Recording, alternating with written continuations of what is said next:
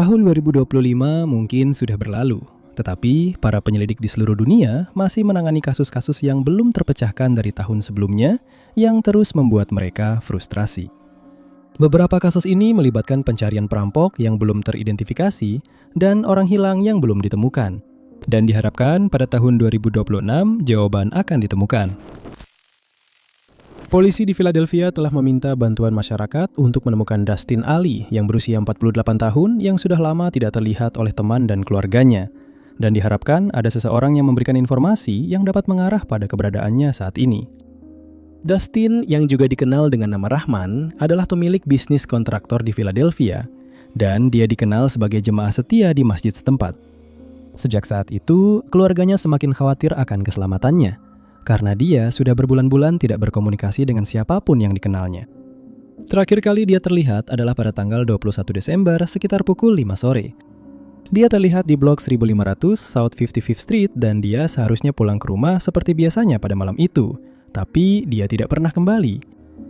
Ketika dia masih belum ditemukan, beberapa hari kemudian, keluarganya tahu mereka harus menghubungi polisi. Karena Dustin biasanya selalu berusaha tetap berkomunikasi dengan mereka, namun kali ini dia tidak melakukannya. Dia dan keluarganya tidak pernah melewati satu hari pun tanpa setidaknya berbicara satu sama lain melalui telepon atau pesan teks. Jadi, sikap diam Dustin selama beberapa bulan terakhir dianggap sangat tidak biasa baginya. Ibunya, Alberta, memberitahu polisi bahwa ketika dia tidak bisa menghubungi Dustin selama beberapa hari, dia pergi ke rumahnya untuk memastikan bahwa dia baik-baik saja. Namun ketika Alberta sampai di sana, dia menemukan rumah itu tidak terkunci, dengan anjing Dustin di dalamnya. Ketika Alberta memeriksa bagian dalam rumah, dia menemukan kartu identitas dan dompet Dustin tertinggal, tetapi Dustin membawa ponselnya. Semua barang pribadi Dustin yang lain masih ada, dan tidak ada petunjuk lebih lanjut yang ditemukan oleh para penyelidik. Pihak kepolisian menyatakan mereka tidak menduga adanya tindakan kriminal dalam kasus Dustin, namun mereka kebingungan kemana Dustin mungkin pergi dan apa rencananya. Putrinya yang menggambarkan ayahnya sebagai sahabat terbaiknya mengatakan kepada media bahwa dia sangat ingin mendapatkan jawaban atas kasus ayahnya. Dia juga baru saja menerima ijazahnya melalui pos dan sangat antusias untuk menunjukkan kepada Dustin apa yang telah dia capai. Dia juga secara langsung memohon kepada Dustin memintanya untuk menghubungi keluarganya jika dia melihat permohonan yang telah mereka buat kepada publik untuk mendapatkan informasi. Selain itu, mereka sangat sedih harus merayakan musim liburan tanpa Dustin, yang biasanya tidak pernah melewatkan kesempatan untuk menghabiskan waktu di masa itu bersama teman-teman dan keluarganya. Tidak ada rekaman CCTV atau bukti lain yang ditemukan dalam kasusnya, sehingga polisi meminta masyarakat untuk mencari Dustin dan segera melaporkan jika melihatnya agar dia bisa ditemukan. Dia digambarkan memiliki rambut hitam dengan mata coklat, tinggi badan antara 5 kaki 5 hingga 5 kaki 8 inci, dan berat badan antara 160 hingga 180 pon. Dia memiliki beberapa tato, termasuk tulisan Run Club 1934 di bahu kirinya, gambar tengkorak dengan simbol di dadanya, dan tato lainnya di masing-masing lengan bawahnya. Diduga saat dia menghilang, dia mengenakan jaket biru dengan celana jeans biru. Jika Anda melihat Dustin atau mengetahui keberadaannya, Anda diminta untuk menghubungi polisi Philadelphia di 2156 86 3182. Sebutkan nomor kasus agensi 2512 111 418. Nomor kasus name as Dustin adalah MP153749.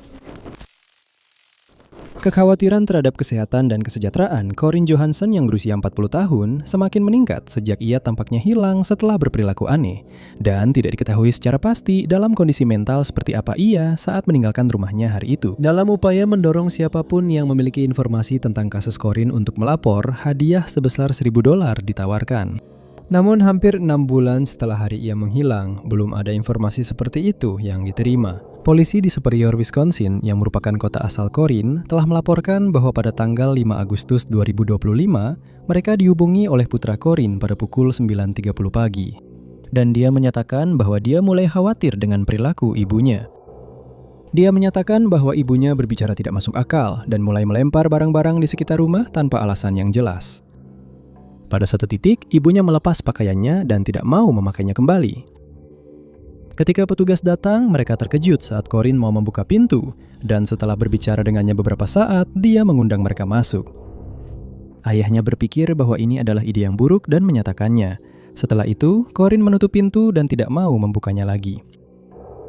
Para medis dipanggil karena dikhawatirkan dia sedang mengalami gangguan kesehatan mental. Dan mereka mencoba berbicara dengannya melalui pintu yang terkunci, tetapi tidak berhasil meyakinkannya untuk membiarkan mereka memeriksanya. Diputuskan bahwa tidak ada ancaman fisik terhadap siapapun di rumah itu. Jadi, polisi memutuskan untuk tidak memaksa membuka pintu, tetapi mereka meminta nomor ponsel Corinne kepada keluarga. Namun, mereka menolak untuk memberikan informasi tersebut. Meskipun demikian, para penyelidik tetap berada di luar rumah untuk beberapa saat jika mereka dibutuhkan lagi. Namun ayah Corinne kemudian bersikeras agar mereka pergi, dan mereka pun pergi. Kasus ini kemudian mengalami perkembangan yang tak terduga pada malam itu. Sekitar pukul 18.55, putri Corinne menghubungi polisi untuk melaporkan bahwa ibunya sudah tidak ada di rumah dan tidak bisa ditemukan. Keluarga memberitahu petugas yang datang bahwa Corinne meninggalkan rumah sekitar pukul 15.00 dan belum kembali. Diketahui bahwa mobilnya masih terparkir di rumah sehingga rekaman CCTV diperiksa. Dan terlihat Corinne melompat keluar dari salah satu jendela lantai 2 rumah yang merupakan terakhir kalinya dia terlihat. Petugas kemudian diberikan nomor ponsel Corinne dan mereka menelpon ponselnya tetapi tidak mendapat jawaban. Selama beberapa hari berikutnya, polisi menerima laporan bahwa Corinne terlihat di Duluth, Ely, Ashland, dan beberapa daerah lain di Superior. Namun dia masih belum bisa ditemukan. Pada tanggal 11 Agustus, para pencari memberitahu polisi bahwa mereka menemukan botol obat resep dan kartu debit milik Corinne di dekat rel kereta api di North 28th Street. Dan sebuah drone digunakan untuk mencari di area tersebut, namun tidak membuahkan hasil. Jejak kaki yang diyakini milik Corinne ditemukan di dekat jalan akses rel kereta api. Dan pada tanggal 17 Agustus, ponselnya ditemukan di dekat rel kereta api di area sekolah menengah atas Superior. Namun meskipun pencarian telah dilakukan di sana, tidak ada yang ditemukan. Beberapa pencarian tambahan telah dilakukan, tetapi Corinne masih belum ditemukan. Dia digambarkan memiliki rambut coklat dengan mata hijau, tinggi 5 kaki 7 inci, dan berat 130 pon. Siapapun yang telah melihat Corinne atau yang dapat membantu polisi menemukannya diminta untuk menghubungi Departemen Kepolisian Superior di 7153 957 234. Sebuah halaman GoFundMe telah dibuat oleh keluarga Corinne dan siapapun yang dapat berdonasi untuk membantu pencarian dirinya dapat melakukannya dengan mengunjungi tautan di bawah ini. Angela Jackson, ibu dari Andrew Dumbrell yang berusia 34 tahun, telah memberitahu polisi dan media bahwa dia khawatir akan keselamatan putranya. Karena dia menemukan bukti bahwa seseorang mungkin ingin menyakitinya sebelum dia menghilang. Andrew berasal dari Windale, sebuah pinggiran kota di kota Lake Macquarie di wilayah Newcastle, New South Wales, Australia. Terakhir diketahui bahwa dia dirawat di rumah sakit Calvary Mater setelah terlihat jelas bahwa dia mengalami tekanan mental. Angela sejak itu mengungkapkan bahwa dia telah didiagnosis menderita skizofrenia. Dan perlu dicatat bahwa dia harus minum obat untuk epilepsi setiap hari, yang semakin menambah kekhawatiran terhadap kesejahteraannya. Kasus ini dimulai setelah Andrew, sayangnya, mengalami kejang saat berada di rumah, dan dia menyatakan bahwa dia kondisi mentalnya sedang tidak baik. Saudarinya, Katie, memanggil ambulans yang kemudian membawanya ke rumah sakit tersebut. Katie pergi ke rumah sakit bersamanya dan tetap berada di sisinya sampai Andrew dirawat. Pada saat itu, dia tidak bisa berbicara dengan jelas dan membutuhkan bantuan untuk berdiri serta makan. Keluarganya mengira dia akan dirawat di rumah sakit selama beberapa hari. Tetapi yang mengejutkan mereka, keesokan paginya mereka diberitahu bahwa Andrew telah dipulangkan tanpa sepengetahuan mereka. Yang menambah frustrasi keluarga adalah kenyataan bahwa Angela secara khusus meminta staf rumah sakit untuk tidak memulangkan dia terlalu cepat. Dan mereka mengakui permintaan itu, namun kemudian mengabaikannya. Dia diberikan dokumen pemulangan dan kemudian disuruh menggunakan surat-surat itu untuk naik bus karena dia tidak punya uang untuk pulang ke rumah. Ketika rekaman CCTV dari rumah sakit diperiksa, terlihat Andrew berjalan keluar dari gedung. Keluarganya sangat khawatir dengan kesehatan fisiknya karena pada hari dia menghilang, suhu di daerah tersebut sangat tinggi. Dan dia tidak memakai sepatu serta dipulangkan dari rumah sakit tanpa diberi apapun untuk diminum. Para saksi mengatakan kepada polisi bahwa mereka melihat Andrew sekitar 7 mil dari rumah sakit di Warners Bay pada hari dia menghilang. Rekaman CCTV dari daerah tersebut menunjukkan dia berjalan melintasi jalan Hillsborough dan masuk ke semak-semak lebat, dan dia tidak pernah terlihat keluar dari sana. Daerah itu telah diperiksa secara menyeluruh, tetapi tidak ditemukan petunjuk apapun tentang keberadaan Andrew. Rekening banknya tetap tidak aktif sejak hari terakhir dia terlihat dan pergerakannya setelah masuk ke semak-semat masih belum diketahui. Perlu dicatat bahwa Andrew harus mengonsumsi obat tertentu setiap hari, jadi sangat penting untuk segera menemukannya agar dia bisa mendapatkan obat dan perawatan yang dibutuhkannya. Angela kemudian melaporkan bahwa dia menemukan sebuah video di ponsel Andrew di mana seorang pria yang dikenal oleh keluarga terlihat berdiri di dekat Andrew dan mengatakan kepadanya bahwa jika dia kembali, dia akan dibunuh. Video tersebut telah dikirimkan kepada para penyelidik, namun belum diungkapkan apakah insiden ini diduga terkait dengan hilangnya Andrew. Dia digambarkan oleh keluarganya memiliki rambut abu-abu dengan mata coklat, tinggi antara 5 kaki 4 hingga 5 kaki 5, bertubuh sedang, dan berjenggot. Ketika dia meninggalkan rumah sakit hari itu, Andrew mengenakan kaos tanpa lengan hitam dengan celana pendek kargo hijau. Jika Anda tahu di mana Andrew berada atau dapat memberi petunjuk kepada polisi, Anda diminta untuk menghubungi kepolisian Lake Macquarie di 02 492 28799 atau Crime Stoppers di 1-800 333 0000. Selalu menjadi kekhawatiran ketika seseorang yang telah didiagnosis demensia hilang tanpa penjelasan. Karena mereka biasanya ditemukan dalam keadaan bingung dan tertekan, serta bisa kesulitan menjaga diri sendiri sampai mereka ditemukan. Maka dari itu dapat dimengerti bahwa orang-orang terdekat Robert Clay yang berusia 78 tahun berasal dari Chesterfield di Cheshire County, New Hampshire, merasa khawatir akan keselamatannya karena dia tidak terlihat atau terdengar kabarnya sejak Juni 2025. Pada malam tanggal 23 Juni, Robert dibaringkan di tempat tidurnya di rumah. Namun, pada dini hari berikutnya, ia berhasil keluar dari rumah sendirian, dan hingga kini tidak diketahui kemana ia pergi. Ini bukan pertama kalinya dia menghilang dari rumahnya. Namun pada kesempatan sebelumnya, dia selalu ditemukan di ruang gawat darurat rumah sakit atau kembali ke rumahnya sendiri. Awalnya, sepertinya hal ini akan terjadi lagi, karena Robert kembali ke rumah pada hari yang sama setelah terlihat berjalan di sepanjang jalan Glebe yang terletak dekat dengan rumahnya. Namun keesokan paginya, dia menghilang lagi dan belum kembali ke rumah.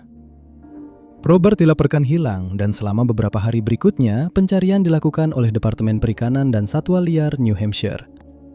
Mereka menggunakan drone, helikopter, dan anjing pelacak, serta relawan yang menyisir area yang biasa dikunjungi Robert, namun tidak ditemukan tanda-tanda keberadaannya. Upaya pencarian terhambat oleh suhu yang melonjak di daerah tersebut.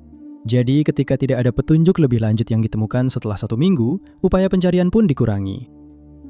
Beberapa anggota tim pencarian tetap tinggal dan terus mencari Robert, tetapi akhirnya mereka harus menyerah ketika, meskipun sudah berusaha sebaik mungkin, tidak ada satupun petunjuk yang berguna ditemukan.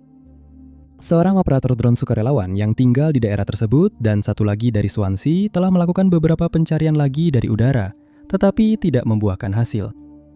Keluarganya telah mengucapkan terima kasih kepada semua orang yang terlibat dalam pencarian Robert, tetapi mereka semakin khawatir terhadap dirinya karena ia mungkin berada dalam bahaya akibat cuaca dan belum bisa menemukan jalan pulang. Sebuah foto Robert telah dirilis ke publik jika ada yang mengenalinya, dan keluarganya meminta warga di daerah tersebut untuk memeriksa gudang, garasi, dan bangunan luar lainnya jika ia memutuskan untuk mencari tempat berlindung. Orang-orang yang tinggal di daerah Chesterfield dan Spofford juga diminta untuk meninjau rekaman CCTV mereka jika Robert terlihat, sehingga pergerakan terakhirnya dapat diketahui untuk upaya pencarian selanjutnya.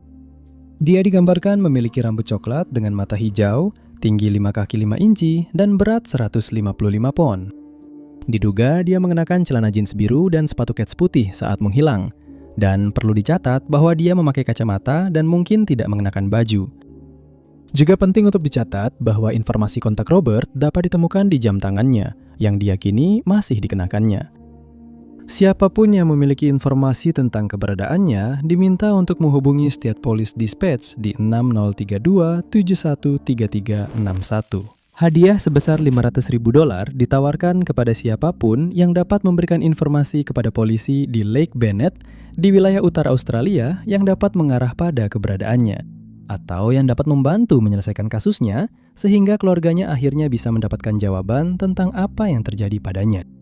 Diduga bahwa hilangnya Richard adalah akibat tindakan kriminal, dan karena itu hadiah juga berlaku bagi siapapun yang membantu memastikan adanya vonis dalam kasusnya yang dimulai pada 1 November 2016.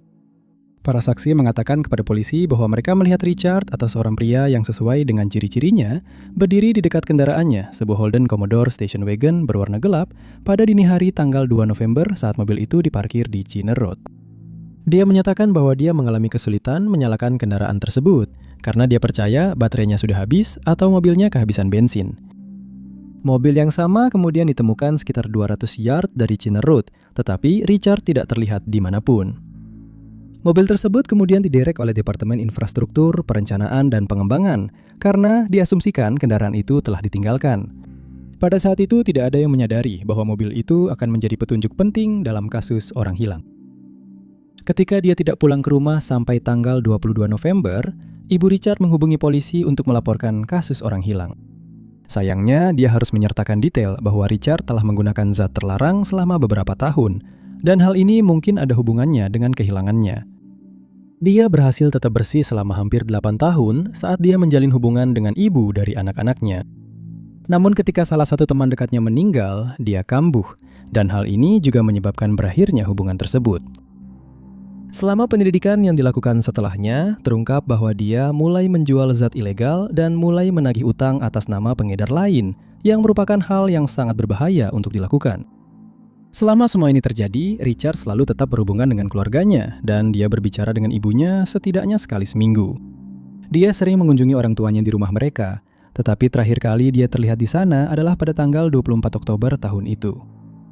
Diketahui bahwa sekitar pukul 10 malam pada tanggal 1 November, dia terlihat oleh Rebecca King dan Liani Hewitt di Palmerston. Dia meminta uang bensin kepada mereka, dan sekitar pukul 10.08 malam, mereka pergi ke sebuah SPBU di Palmerston di mana Liani membayar bensinnya. Dia kemudian menurunkan kedua wanita itu di rumah Rebecca sebelum pergi dengan mobilnya. Dan mungkin saja dia berniat untuk pergi ke rumah seorang pengedar bernama Wayne Puertel, karena sebelumnya, pada hari itu, dia secara tidak sengaja meninggalkan ponselnya di sana. Namun, tetap tidak diketahui apakah dia benar-benar melakukannya. Mobil tersebut diperiksa untuk mencari barang bukti dan beberapa pencarian telah dilakukan, tetapi tidak ada satupun yang berguna untuk menunjukkan kemana Richard pergi atau apa yang terjadi padanya. Sebuah inquest menyimpulkan bahwa kemungkinan besar dia sudah tidak lagi hidup, tetapi tetap tidak diketahui apakah dia menjadi korban kejahatan. Keluarga Richard sangat berharap kasusnya dapat terpecahkan agar mereka akhirnya bisa mendapatkan kepastian, dan mereka telah meminta bantuan masyarakat untuk memberikan informasi baru yang relevan tentang kasusnya. Dia digambarkan memiliki kepala plontos dengan mata coklat, tinggi 5 kaki 7 inci, dan bertubuh sedang. Siapapun yang dapat membantu mengungkap kasusnya diminta untuk menghubungi Crime Stoppers Australia di 1-800-333-0000. Pada bulan September 1996, acara televisi anak-anak yang sangat populer, Pokémon, pertama kali ditayangkan di AIS. Dan sejak saat itu, waralaba ini semakin populer tidak hanya di kalangan anak-anak, tetapi juga di kalangan penggemar dewasa acara tersebut. Kepopulerannya membuat film, mainan, video game, dan permainan kartu koleksi pun bermunculan. Beberapa kartu koleksi ini tidak hanya sangat langka, tetapi juga sangat berharga. Sebagai contoh, kartu Umbreon EX dengan ilustrasi khusus dijual seharga hingga $1,100. Sedangkan Mega Charizard EX dengan ilustrasi khusus bernilai $600. Namun beberapa kartu jauh lebih berharga daripada ini. Beberapa kartu koleksi Pokemon telah terjual seharga ratusan ribu dolar. Dengan satu kartu khusus yaitu Pikachu Illustrator terjual di lelang pada tahun 2026 dengan harga yang luar biasa, $92.000 yang merupakan rekor dunia pada saat itu. Tak perlu dikatakan lagi, para penggemar dan kolektor kartu-kartu ini selalu mencari rilis yang paling langka. Namun, seorang penjahat di Atlanta, Georgia, memutuskan untuk menggunakan cara lain demi mendapatkan beberapa kartu ini. Pada bulan November dan Desember 2025, beberapa toko di daerah tersebut dibobol oleh seseorang yang kemudian mencuri sebanyak mungkin kartu Pokemon yang bisa mereka ambil. Kamera pengawas dari salah satu toko di Kalu yang bernama One Up Games berhasil merekam pelaku saat beraksi ketika ia mencuri barang dagangan senilai $4.000. Rekaman itu menunjukkan seorang pria mengenakan helm motor masuk ke dalam toko sebelum menggunakan helm tersebut untuk memecahkan etalase tempat kartu-kartu itu disimpan. Setelah itu, ia mengambil sejumlah kartu dan memasukkannya ke dalam tas duffel. Pemilik toko kemudian mengungkapkan bahwa beberapa kartu tersebut bernilai hingga $675 per kartu. Pemilik toko lain di Duluth yang bernama Top Card melaporkan kepada polisi bahwa mereka telah dirampok kartu Pokemon senilai $50.000. Dan rekaman kamera pengawas dari toko itu hampir identik dengan yang pertama. Pada kesempatan itu, terdengar pelaku kabur dengan kendaraan yang diduga penyelidik sebagai sepeda motor. Dan selanjutnya, pemilik Cashback Cards di Suwannee menghubungi polisi untuk melaporkan bahwa seseorang telah memecahkan jendela depan toko sebelum membawa kabur kartu senilai $20.000 hingga $30.000. Toko Take Collects di Carrollton baru dibuka selama 2 bulan ketika juga dirampok pada bulan Desember 2025. Toko tersebut dibiarkan berantakan setelah seorang perampok memaksa masuk dan kemudian mencuri kartu Pokemon senilai antara $80.000 hingga $100.000. Parahnya lagi, perampok itu juga merusak lantai dan pintu depan toko setelah mendobrak pintu dengan bola kait derek, dan keduanya harus diganti. Pemilik toko menyatakan bahwa beberapa kartu tersebut sangat langka dan dia tidak akan bisa menggantinya. Masih belum jelas apakah perampokan-perampokan ini saling berkaitan dan apakah orang yang sama yang bertanggung jawab. Dan polisi telah meminta siapapun yang memiliki informasi untuk menghubungi kantor polisi setempat agar orang atau orang-orang yang bertanggung jawab atas pencurian tersebut dapat diadili. Museum Louvre yang terletak di Paris, Prancis adalah salah satu museum paling terkenal dan sangat dihormati di dunia. Dan museum ini paling dikenal karena menyimpan Mona Lisa karya Leonardo da Vinci.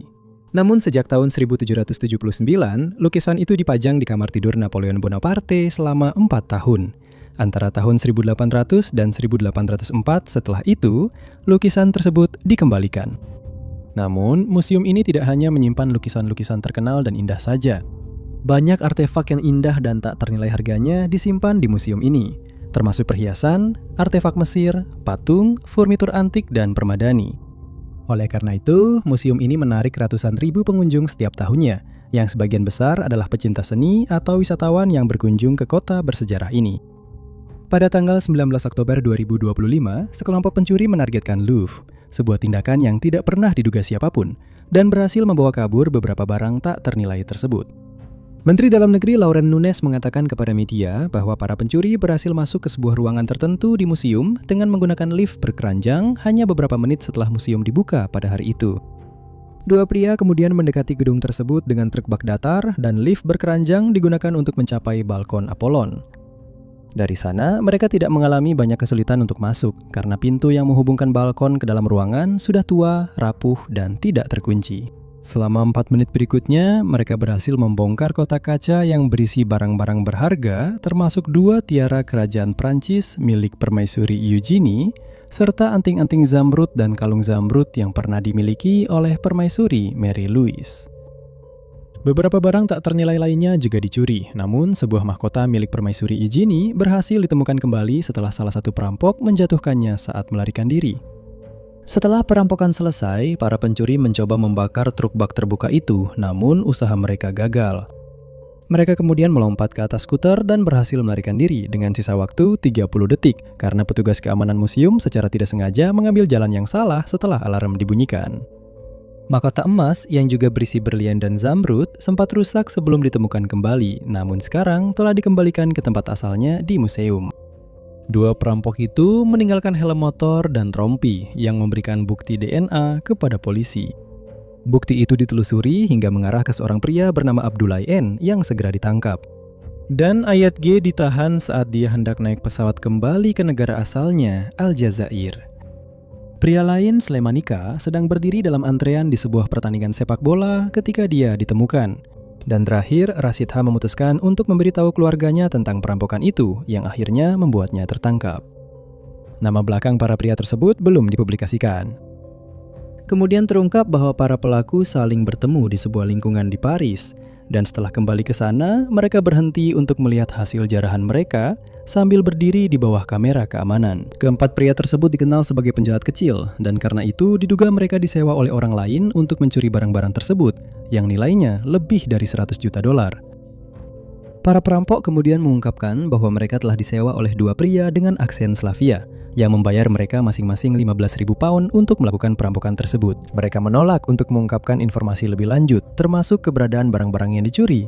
Dan diduga bahwa barang-barang tak ternilai tersebut sudah dibongkar dan dijual kepada pembeli di pasar gelap.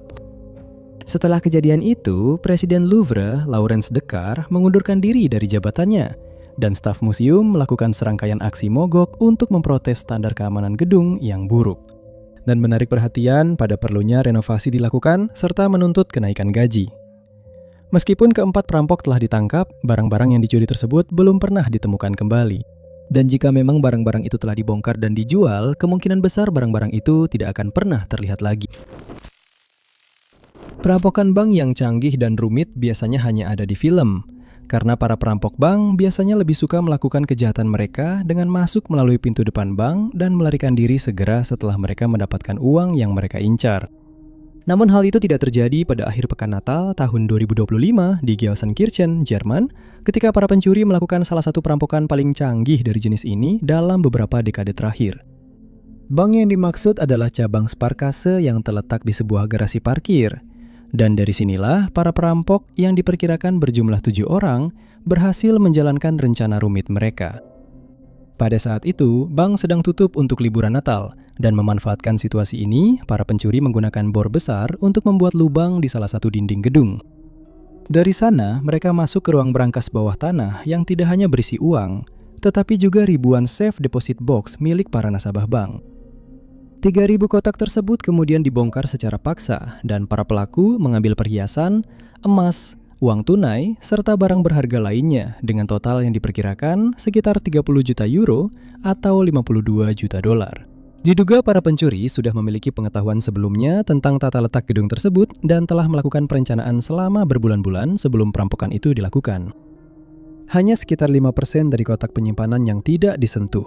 Kemungkinan karena para perampok merasa waktu mereka hampir habis dan mereka harus segera melarikan diri. Namun, mereka sebenarnya punya lebih banyak waktu daripada yang mereka kira, karena polisi baru mengetahui perampokan itu setelah alarm kebakaran di gedung berbunyi pada Senin pagi 29 Desember dan penyelidikan pun dimulai. Polisi mengumumkan bahwa nilai rata-rata dari setiap kotak penyimpanan adalah sekitar $11.700. Meskipun beberapa pemilik kotak kemudian menyatakan bahwa barang-barang di dalam kotak mereka nilainya jauh lebih tinggi dari itu.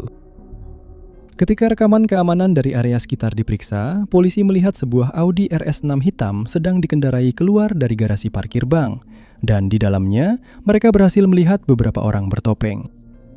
Plat nomor mobil tersebut juga terlihat jelas, tetapi ketika dilacak ternyata plat itu telah dicuri di Hanover pada suatu waktu, yang jaraknya sekitar 20 mil dari sana. Begitu kabar perampokan itu tersebar, beberapa nasabah bank berkumpul di luar gedung untuk menuntut penjelasan tentang bagaimana hal ini bisa terjadi. Beberapa orang mulai mengancam beberapa karyawan bank, tetapi kerumunan akhirnya berhasil ditenangkan sementara polisi mencari petunjuk di dalam gedung dan di garasi parkir yang bersebelahan. Setiap nasabah yang terdampak perampokan diberitahu tentang kejadian tersebut secara tertulis. Dan sebuah saluran hotline didirikan agar mereka bisa berbicara dengan staf mengenai safe deposit box yang dibobol. Diduga ada antara 5 hingga 7 orang yang bertanggung jawab atas perampokan tersebut dan hingga saat ini mereka belum teridentifikasi. 4 dari 5 tersangka yang melakukan perampokan di Bristol, Inggris tertangkap oleh kamera CCTV, sementara tersangka kelima telah ditahan. Namun polisi meminta siapapun yang mengenali keempat pria yang tersisa untuk menghubungi mereka. Rincian tentang bagaimana kelompok perampok itu bisa masuk ke museum belum diumumkan ke publik, dan berita tentang perampokan tersebut baru diumumkan 3 bulan setelah perampokan terjadi karena polisi menunggu staf museum untuk mengetahui apa saja yang telah dicuri. Ini bukan tugas yang mudah karena kemudian terungkap bahwa sebanyak 500 artefak hilang dari koleksi Imperium Britania dan Persemakmuran yang disimpan di salah satu fasilitas museum di luar lokasi di Cumberland Road. Dan oleh karena itu, barang-barang tersebut tidak dipamerkan pada saat itu. Ketika penghitungan akhirnya selesai, terungkap bahwa banyak barang berharga yang hilang, termasuk spesimen geologi, benda sejarah alam, artefak gading yang diukir, patung perak dan perunggu, kalung, cincin, gelang, serta barang-barang militer seperti medali, pin, dan lencana. Nilai barang-barang tersebut belum diumumkan kepada publik, namun diyakini bahwa barang-barang itu memiliki nilai yang signifikan. Banyak dari barang-barang ini memiliki nilai budaya yang penting, tidak hanya di Inggris, tetapi juga di negara-negara di seluruh dunia yang merupakan bagian dari persemakmuran. Setelah perampokan tersebut, langkah-langkah keamanan di dalam dan sekitar museum serta fasilitas penyimpanannya diperketat. Namun, banyak yang menilai langkah ini terlambat karena kerusakan sudah terjadi. Dengan harapan ada yang mengenali para perampok yang bertanggung jawab atas perampokan tersebut, gambar CCTV telah dipublikasikan kepada masyarakat beserta deskripsi masing-masing tersangka yang sedang dicari oleh pihak berwenang. Keempat pria tersebut diyakini semuanya beretnis Kaukasia, dan tersangka pertama digambarkan bertubuh kekar atau sedang serta mengenakan topi putih dengan jaket hitam, celana berwarna terang, dan sepatu hitam. Pria kedua terlihat mengenakan jaket berkerudung abu-abu, celana hitam, dan sepatu hitam. Dia diyakini bertubuh kurus, dan dalam rekaman, dia terlihat sedikit tertinggal di belakang anggota kelompok lainnya, sambil terus-menerus menoleh ke belakang. Tersangka ketiga digambarkan bertubuh kekar. Dalam rekaman, dia terlihat mengenakan jaket hitam, topi baseball hijau, sepatu putih, dan celana pendek berwarna terang. Diduga dia pernah mengalami cedera di kaki kanannya karena terlihat pincang di sisi itu setelah perampokan dilakukan. Terakhir, tersangka keempat mengenakan jaket windbreaker dua warna, oranye dan hitam, celana panjang hitam, dan sepatu putih. Dia bertubuh besar dan berkat posisi kamera keamanan, diketahui bahwa dia memiliki bagian kepala yang botak di bagian atas. Untuk saat ini, seorang pria berusia 41 tahun telah ditahan, meskipun perlu dicatat bahwa dia ditangkap atas dugaan menadah barang curian, bukan karena terlibat langsung dalam perampokan tersebut. Satu hal yang membingungkan dalam kasus ini adalah bagaimana keempat pria tersebut berhasil mengangkut 600 artefak yang dicuri, karena rekaman menunjukkan mereka berjalan di jalan tanpa tas besar, wadah, atau apapun yang bisa membantu mereka membawa barang-barang itu dari lokasi kejadian. Jika Anda atau siapapun yang Anda kenal mengenali salah satu pria dalam rekaman tersebut, Anda diminta untuk menghubungi Crime Stoppers di 0800 555 111 atau menelpon nomor darurat 101 dengan menyebutkan nomor kasus 522 526 9603. Sebagian besar perampokan museum direncanakan dengan sangat matang berbulan-bulan sebelumnya. Namun, salah satu perampokan yang terjadi di fasilitas penyimpanan milik Museum Oakland, California, diyakini merupakan kejahatan oportunistik. Perampokan tersebut dilakukan hanya 4 hari sebelum perampokan Museum Louvre yang telah disebutkan sebelumnya pada tanggal 15 Oktober 2025. Para pencuri berhasil masuk ke dalam museum. Setelah itu, mereka mengambil lebih dari 1.000 artefak. Barang-barang tersebut termasuk keranjang penduduk asli Amerika, artefak bersejarah, dan perhiasan. Namun, para perampok jelas tertarik untuk mencuri apapun yang bernilai, karena beberapa laptop juga diambil dari gedung tersebut. Barang-barang lain yang dicuri termasuk memorabilia militer, pin politik, artefak scrimshaw, dan artefak berharga lainnya yang mungkin tidak akan pernah bisa digantikan. Meskipun perampokan itu dilakukan pada malam tanggal 15 Oktober, pencurian tersebut baru ditemukan keesokan paginya. Ketika staf museum tiba di fasilitas penyimpanan luar lokasi, mereka segera menyadari ada sesuatu yang salah dan banyak barang yang disimpan di sana telah hilang. Yang membuat keadaan semakin buruk, sebanyak 1.000 barang tidak dapat ditemukan, sementara ratusan ribu barang lainnya tidak tersentuh. Nilai uang dari artefak-artefak ini belum diungkapkan oleh pihak berwenang, tetapi kerugian museum dianggap sangat besar. Butuh waktu berminggu-minggu sebelum barang-barang yang dicuri bisa diidentifikasi secara pasti, sehingga ada keterlambatan yang signifikan antara aksi pencurian dan berita tentang perampokan itu dipublikasikan. Broker asuransi kemudian diberitahu tentang barang-barang yang hilang, dan mereka dapat menentukan nilai artefak yang dicuri. Diharapkan beberapa barang tersebut dapat ditemukan kembali sebelum para pencuri sempat menjualnya.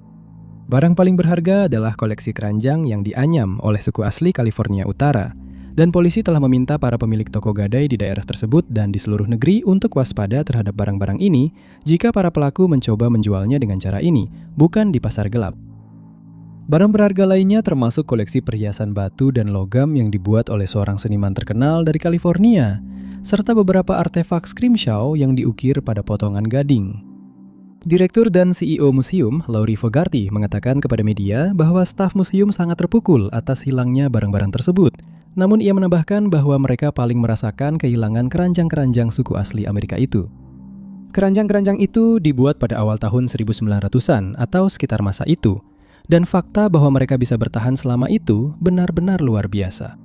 Sekarang dikhawatirkan para perampok mungkin tidak memahami nilai dari barang-barang ini, sehingga mereka mungkin akan menghancurkannya daripada mengembalikannya ke museum tempat barang-barang itu seharusnya berada. Ini juga bukan pertama kalinya Museum Auckland menjadi sasaran. Pada tahun 2012 dan 2013, bongkahan emas dan artefak lain dari era demam emas dicuri dari lokasi utama. Namun pelakunya akhirnya berhasil dilacak dan ditangkap sebelum dijatuhi hukuman penjara selama 4 tahun. Untuk saat ini belum ada tersangka yang diidentifikasi, namun polisi meminta siapapun yang memiliki informasi tentang perampokan tersebut untuk melapor dengan harapan para pelaku dapat ditangkap dan artefak-artefak tersebut dapat dikembalikan ke museum sebelum rusak atau dijual. Pada tahun 1799, mempekerjakan anak-anak adalah hal yang lumrah. Jadi tidak ada yang terlalu memikirkannya ketika seorang perwakilan dari pabrik kapas di Inggris datang ke rumah penampungan St. Pancras di London untuk mencari anak-anak yang akan melakukan tugas-tugas tertentu di pabrik tersebut. Dia menyatakan bahwa semua anak yang memutuskan untuk bekerja di sana akan diperlakukan dengan baik dan mereka akan dapat mengirimkan uang kepada keluarga mereka. Sebuah tawaran yang tidak mungkin mereka tolak karena pekerjaan sangat langka dan upah yang biasanya diterima sangat buruk. Sebanyak 80 anak mendaftar untuk pekerjaan itu dan menandatangani kontrak yang mengikat mereka pada tugas-tugas di pabrik tersebut sampai mereka berusia 21 tahun. Bagi banyak dari mereka, ini berarti mereka akan terikat pada pabrik itu selama paling lama 14 tahun.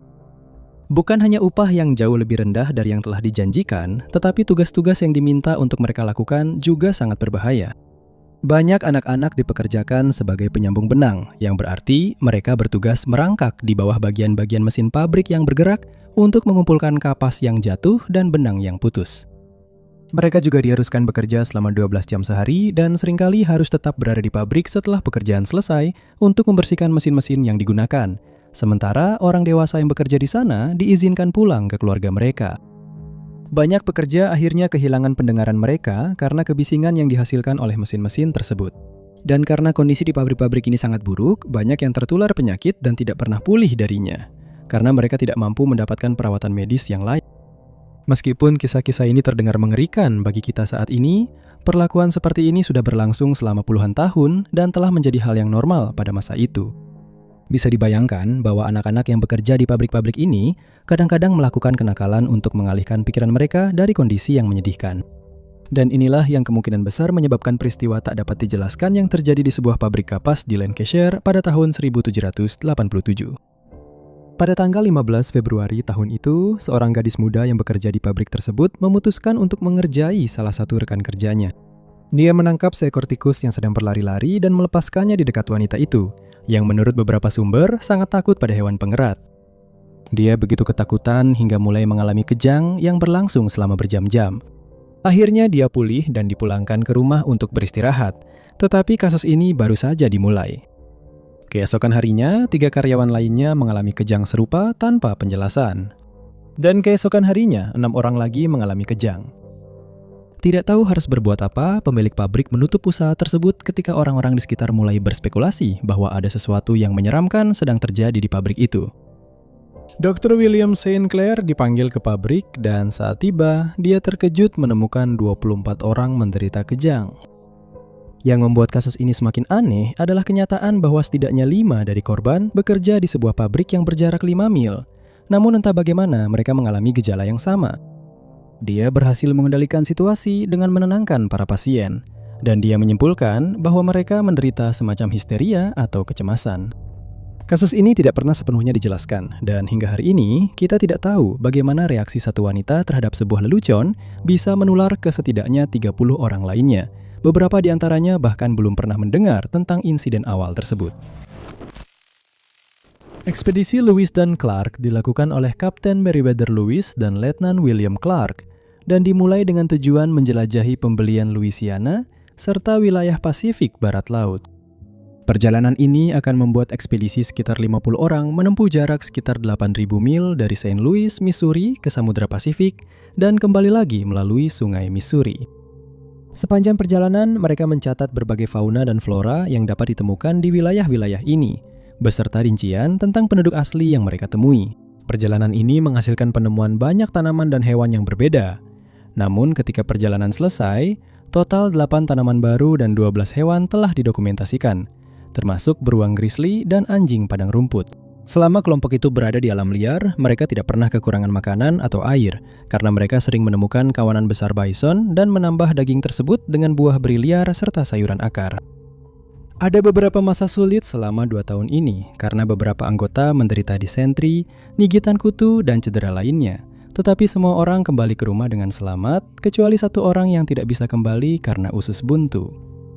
Menurut semua catatan, ekspedisi tersebut sangat sukses. Karena kelompok itu juga berhasil melakukan kontak dengan beberapa suku asli di daerah-daerah ini dan mulai menjalin hubungan diplomatik dengan para kepala suku mereka. Namun ada satu insiden yang membuat kelompok itu kebingungan dan hingga hari ini belum ada penjelasannya. Pada tanggal 4 Juli 1805, mereka sedang membawa perahu dan perlengkapan mereka di daerah Great Falls. Dan mereka memutuskan untuk merayakan hari itu dengan mengadakan pesta makan dan menari pada malam harinya. Namun begitu mereka tiba, para pria itu menyadari adanya suara aneh yang menurut catatan harian Louis tampaknya berasal dari arah barat laut. Dia menggambarkannya mirip dengan suara tembakan meriam 6 pon, meskipun mereka tidak dapat menemukan sumber suaranya. Awalnya, ketika dia diberitahu tentang suara itu oleh beberapa pria, dia percaya bahwa mereka mungkin mendengar suara guntur di kejauhan. Tetapi ketika dia memperhatikan dengan saksama, dia setuju bahwa suara itu memang terdengar seperti suara artileri yang ditembakkan. Dia memutuskan untuk tetap diam selama sekitar 1 jam ketika mereka mencapai dataran dan mendengar suara itu 2 kali lagi. Dia mencatat bahwa hari itu cerah tanpa awan, jadi suara guntur langsung dikesampingkan. Dan dia mencatat arah datangnya suara itu dengan kompasnya. Terkadang dia mendengar 1 atau 2 ledakan dalam waktu yang lama, dan di lain waktu terdengar 6 atau 7 dentuman berturut-turut. Selain itu, suara-suara tersebut bisa terdengar kapan saja, baik siang maupun malam, dan tampaknya tidak ada pola atau alasan tertentu. Dia teringat bahwa suku asli Amerika Minotauri pernah membicarakan suara-suara ini, tetapi para pria mengabaikan klaim mereka sampai mereka sendiri mengalami fenomena tersebut. Karena mereka memiliki jadwal, ekspedisi itu tidak punya waktu untuk menyelidiki. Tetapi para pelancong berikutnya ke daerah itu juga melaporkan mendengar suara yang sama. Dan suara-suara itu tidak pernah bisa dijelaskan. Kasus-kasus Jack the Ripper adalah, tanpa diragukan lagi, beberapa kejahatan paling terkenal yang belum terpecahkan dalam sejarah. Sejak tahun 1888, ketika kejahatan-kejahatan ini terjadi, para sejarawan dan penggemar kasus kriminal telah melakukan segala cara untuk mengungkap identitas asli Jack the Ripper, tetapi tidak ada satupun yang berhasil memastikan siapa sebenarnya dia. Banyak tersangka telah diajukan selama bertahun-tahun, dan meskipun banyak yang cocok dengan deskripsi sosok misterius ini, hampir mustahil untuk membuktikan bahwa seseorang tertentu adalah pelakunya. Bukan hanya karena kejadian itu sudah sangat lama, tetapi juga karena kurangnya bukti dan saksi yang meyakinkan. Mereka yang mengaku melihat pelaku menggambarkannya sebagai pria dengan tinggi sekitar 5 kaki 6 inci dan berpenampilan terhormat. Mereka juga melaporkan bahwa usianya antara 30 hingga 40 tahun, memiliki kumis coklat kecil, dan mengenakan mantel gelap dengan topi deerstalker atau bowler. Beberapa saksi percaya bahwa dia kemungkinan adalah seorang dokter atau seseorang dari profesi serupa, dan banyak sejarawan setuju dengan teori ini berkat cara kejahatan tersebut dilakukan. Pria yang setidaknya untuk sementara waktu dianggap sebagai tersangka adalah Thomas Catbus, yang digambarkan sebagai individu aneh dengan tabiat brutal. Diketahui bahwa pada saat kejahatan Ripper terjadi, dia sering terlihat berjalan-jalan di Whitechapel di London Timur, meskipun dia tinggal di Kennington yang berada di bagian selatan kota. Dia bekerja sebagai pegawai administrasi, dan ketika kejahatan Ripper mulai terjadi, Catbus mulai mengalami masalah kesehatan mental. Kadang-kadang dia terlihat pulang ke rumah setelah berkeliaran di jalanan sepanjang malam, dan beberapa saksi melihat pakaiannya tertutup lumpur atau bahan biologis. Pada suatu saat, dia mulai mengklaim bahwa dokternya mencoba meracuninya. Dan setelah meminta bantuan seorang pengacara, dia berubah pikiran karena dia yakin bahwa pengacara itu juga bersekongkol melawannya. Jelas bahwa dia mulai kehilangan kewarasannya, jadi dia pergi ke sebuah klinik di Lambeth. Tetapi tak lama kemudian, dia berhasil melarikan diri berkat seorang petugas yang tidak memperhatikan. Dia menutupi wajahnya dengan lumpur sebagai penyamaran, dan kemudian melukai seorang wanita dalam serangan membabi buta pada tengah malam. Dia ditangkap berkat kesaksian seorang saksi atas kejadian tersebut, tetapi dia tidak bisa dipenjara karena dinyatakan tidak waras. Dia dikirim ke rumah sakit jiwa Broadmoor, di mana menurut para penjaga, dia tampak linglung dan tidak koheren. Dia terus mengoceh tentang konspirasi terhadap dirinya dan kadang-kadang menolak makan karena percaya makanannya telah diutak-atik. Dia mengancam banyak pasien lain dan pada suatu kesempatan menyerang seorang penjaga tanpa provokasi apapun. Setelah kunjungan dari ibunya pada bulan April 1903, ibunya mencoba mencium Qutbus untuk berpamitan. Tetapi Qutbus langsung mencoba menggigitnya dan kemudian melontarkan ancaman-ancaman tanpa alasan terhadap ibunya. Selama beberapa waktu, dia dicurigai sebagai Jack the Ripper, bukan hanya karena dia sesuai dengan deskripsi, tetapi juga karena kejahatan itu berhenti segera setelah dia dikirim ke fasilitas tersebut. Banyak sejarawan percaya bahwa dia tidak pernah didakwa atas kejahatan tersebut karena dia adalah keponakan dari Superintenden Henry Qutbus, dan skandal seperti itu bisa saja menghancurkan karirnya. Teori ini tentu saja belum pernah terbukti, dan meskipun kita mungkin tidak akan pernah tahu siapa Jack the Ripper sebenarnya, Qutbus jelas merupakan tersangka yang sangat meyakinkan. Plastek adalah sebuah rumah keluarga bergaya Jacobean yang dibangun untuk Sir John Trevor pada tahun 1610 di Flintshire, Wales Utara. Trevor tetap tinggal di rumah itu hingga wafat 19 tahun kemudian. Dan setelah istrinya, Lady Margaret Trevor, meninggal pada tahun 1643, rumah itu tetap tidak berpenghuni selama Perang Saudara Inggris. Selama waktu itu, bangunan tersebut 2 kali menjadi sasaran penyerbuan, dan beberapa dekade kemudian digunakan sebagai gedung pengadilan. Tidak ada yang menempati rumah itu sampai awal abad ke-20 ketika keluarga Trevor mengambil kembali properti tersebut, dan selama Perang Dunia Kedua, rumah itu digunakan sebagai kamp tentara. Pada akhir perang, bangunan itu dijual kepada sebuah perusahaan lelang dan diubah menjadi ruang penyimpanan, yang menyebabkan kondisinya cepat memburuk. Pada tahun 1950 sempat diusulkan agar bangunan itu dihancurkan karena sudah tidak aman. Namun hal itu tidak dilakukan dan pada tahun 1986 bangunan tersebut dibeli oleh Cornelia Bailey yang kemudian memulihkannya.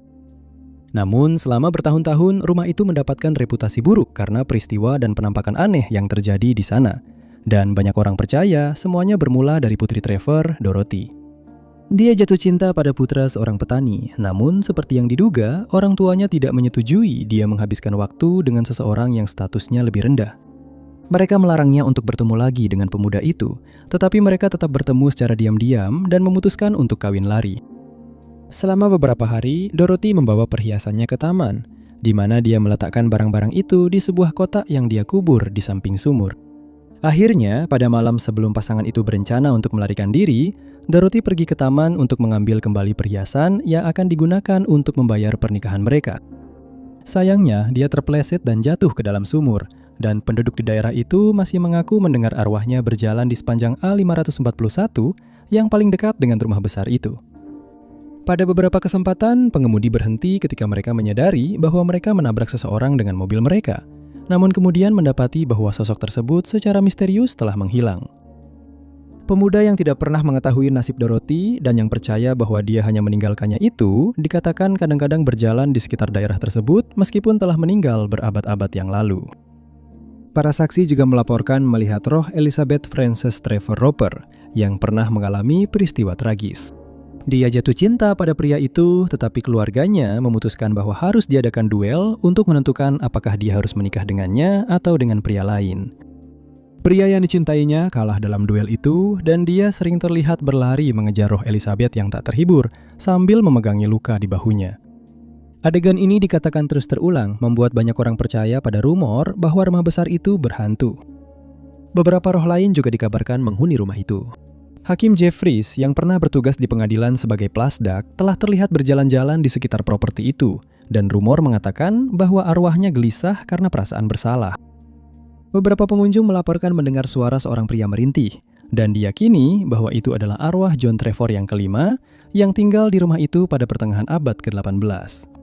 Menurut beberapa orang, sebanyak 15 arwah dapat terlihat di lorong-lorong rumah dan di halamannya. Dan saat ini, tempat itu menjadi objek wisata berhantu bagi mereka yang berani berkunjung. Sering dilaporkan bahwa selama masa perang, para tentara dan warga sipil melihat cahaya aneh di langit yang tidak bisa mereka jelaskan. Namun, sebuah insiden yang terjadi di perbatasan Afghanistan dan Pakistan pada tahun 2020 telah membuat para ahli UFO hampir tidak meragukan lagi bahwa sebuah pesawat luar angkasa asing hadir selama perang di Afghanistan. Personel militer Amerika Serikat melihat objek aneh tersebut dan berhasil merekamnya, yang kemudian dirilis ke publik pada tahun 2025. Rekaman ini dipublikasikan oleh jurnalis Jeremy Corbell dan George Knapp, dan Departemen Pertahanan sejak itu telah merilis pernyataan tentang insiden tersebut. Mereka menyatakan bahwa objek dalam rekaman ini berbeda dari pesawat lain yang pernah direkam sebelumnya. Biasanya, objek-objek tersebut berbentuk lonjong seperti permen tic-tac, sedangkan yang ada dalam rekaman ini berbentuk piring terbang klasik seperti yang sering digambarkan di film. Meskipun objek serupa pernah terlihat di langit pada masa lalu oleh masyarakat umum. Dengan menggunakan rekaman ini sebagai referensi, ditentukan bahwa pesawat tersebut berukuran antara 650 hingga 1300 kaki panjangnya. Namun perlu dicatat bahwa ini hanyalah perkiraan, karena objek tersebut bergerak masuk dan keluar dari awan saat direkam, sehingga sulit untuk menentukan ukuran pastinya. Para peneliti kemudian menyatakan bahwa anggapan apapun bahwa objek ini adalah artefak kamera dapat langsung disingkirkan, karena bentuknya tidak dapat disangkal. Dan mereka merasa bahwa fakta bahwa objek itu bisa bergerak dengan kecepatan tinggi sambil berubah arah pada sudut-sudut tajam, kadang-kadang bergerak mundur tanpa peringatan, menunjukkan bahwa ini lebih canggih daripada pesawat apapun yang ada di bumi. Para ahli yang sama ini menghabiskan sekitar 2 tahun mempelajari rekaman tersebut, dan menurut pendapat mereka, rekaman itu benar-benar asli. Film tersebut juga dikirimkan ke beberapa peneliti lain yang mengungkapkan pendapat serupa. Selanjutnya, mereka berbicara dengan pejabat pemerintah yang terlibat dalam program UFO resmi, yang mengonfirmasi bahwa rekaman tersebut memang nyata. Mereka juga menambahkan bahwa rekaman tersebut seharusnya tidak pernah dirilis ke publik karena telah ditandai sebagai rahasia. Penelitian lebih lanjut menunjukkan bahwa objek tersebut terlihat dan direkam selama misi pengintaian di ketinggian tinggi di perbatasan antara kedua negara, dan bahwa citra termal digunakan selama perekaman yang menunjukkan bahwa objek tersebut memiliki jejak panas yang tidak normal. Setiap pesawat normal akan menunjukkan tanda-tanda panas yang intens berkat sistem propulsinya. Tetapi objek yang dimaksud sama sekali tidak memancarkan panas, sehingga para ahli percaya bahwa objek tersebut digerakkan oleh suatu kekuatan yang belum kita pahami. Bersamaan dengan rekaman asli, 2 klip tambahan dengan kualitas yang ditingkatkan juga dirilis untuk memperlihatkan pesawat berbentuk cakram tersebut dengan lebih jelas. Seorang ahli UFO menyatakan bahwa dia belum pernah melihat objek berbentuk lingkaran dalam rekaman UAP militer manapun, sehingga rekaman ini dianggap sebagai terobosan besar. Kedua, dia menambahkan bahwa kemampuan manuver pesawat itu melampaui apapun yang pernah dia lihat. Dia juga dibuat bingung oleh fakta bahwa pesawat itu tidak mengeluarkan panas saat terbang menembus awan, dan menyarankan bahwa itu mungkin bukan cakram, melainkan pesawat berbentuk bola. Namun fakta bahwa militer menyebut objek itu sebagai cakram membuat banyak orang yakin bahwa itu bukan bola, melainkan pesawat UFO berbentuk klasik. Setelah rekaman itu dirilis, banyak ahli meminta pemerintah untuk merespons dan akhirnya membagikan informasi yang telah mereka kumpulkan tentang fenomena aneh ini kepada publik.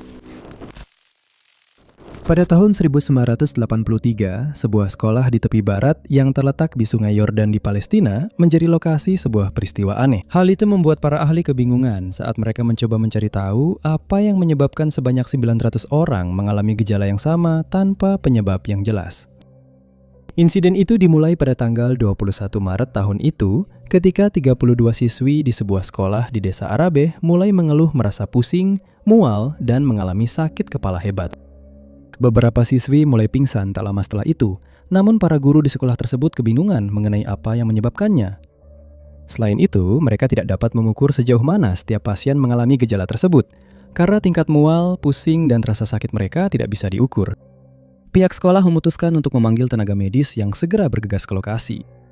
Setibanya di sana, mereka mengambil sampel biologis dari setiap subjek, lalu sampel tersebut dikirim ke laboratorium untuk diuji dan dianalisis. Ketika hasilnya keluar, tidak ditemukan kelainan apapun pada sistem tubuh para gadis tersebut, dan para ahli pun tidak dapat memberikan penjelasan yang masuk akal atas apa yang telah terjadi. Beberapa pasien harus dirawat di rumah sakit, dan bahkan di sana, dokter tidak dapat menemukan penyebab yang jelas atas kejadian pingsan tersebut. Langkah selanjutnya adalah mengambil sampel dari berbagai area di sekolah, karena ada kemungkinan para pasien telah bersentuhan dengan bahan kimia atau bakteri berbahaya. Untuk beberapa saat, alarm sempat dibunyikan ketika ditemukan bubuk kuning yang tidak dikenal di ambang jendela. Tetapi setelah diuji, ternyata itu adalah serbuk sari yang tertiup angin ke ambang jendela. Sesuatu yang kabarnya cukup umum terjadi di daerah tersebut pada masa seperti itu setiap tahunnya. Pengujian lebih lanjut tidak menunjukkan adanya bahan kimia yang tidak biasa, dan para peneliti kembali ke titik awal. Tampaknya insiden tersebut merupakan kasus yang terisolasi, namun kemudian semakin banyak orang mulai berdatangan ke rumah sakit dengan keluhan gejala yang sama. Selama 14 hari, sebanyak 900 orang dirawat karena kondisi yang sama, meskipun tidak ada yang yakin apa penyebabnya. Sebagian besar pasien adalah remaja putri, namun beberapa tentara Israel juga harus dirawat setelah mereka mengalami pusing dan pingsan.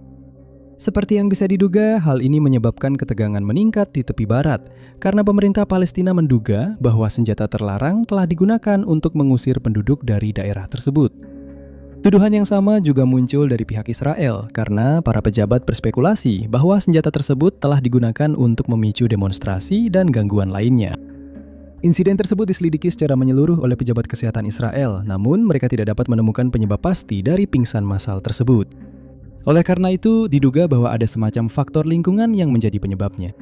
Namun kemudian, insiden serupa dilaporkan terjadi di kota Jenin yang terletak sekitar 40 mil dari lokasi awal. Karena tidak ditemukan penjelasan lain, para ahli mulai berspekulasi bahwa semacam histeria massal yang menjadi penyebabnya, karena hingga 900 orang terdampak.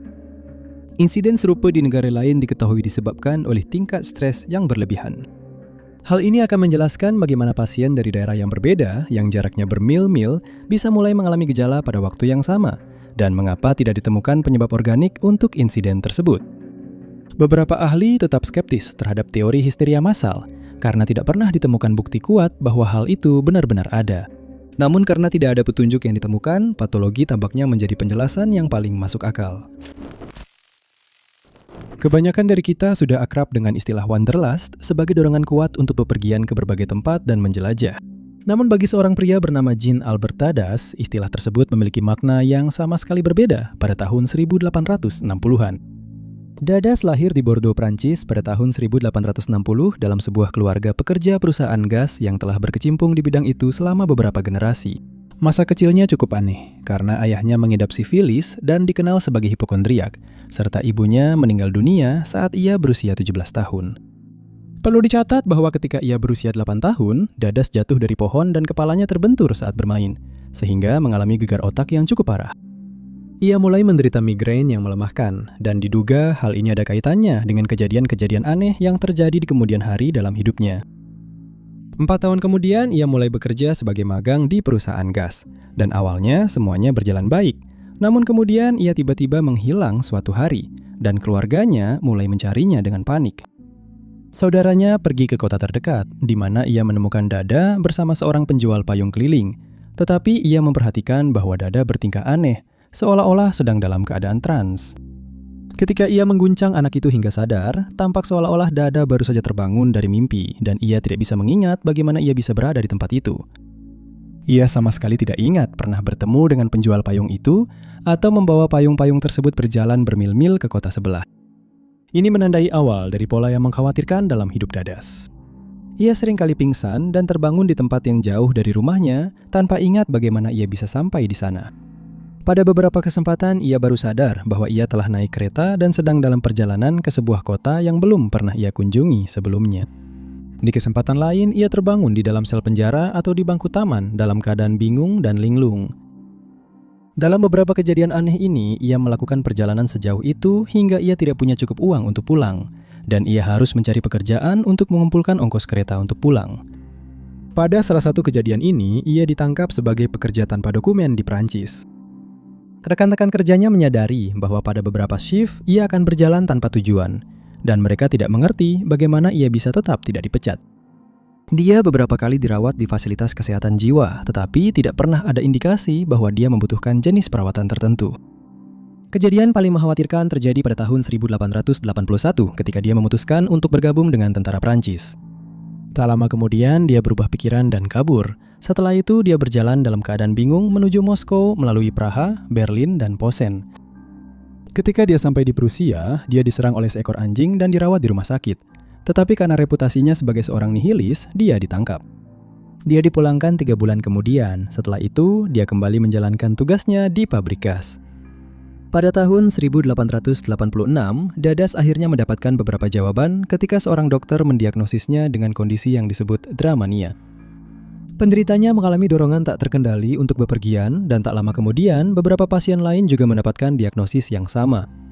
Anehnya, hanya pria yang tampaknya terpengaruh.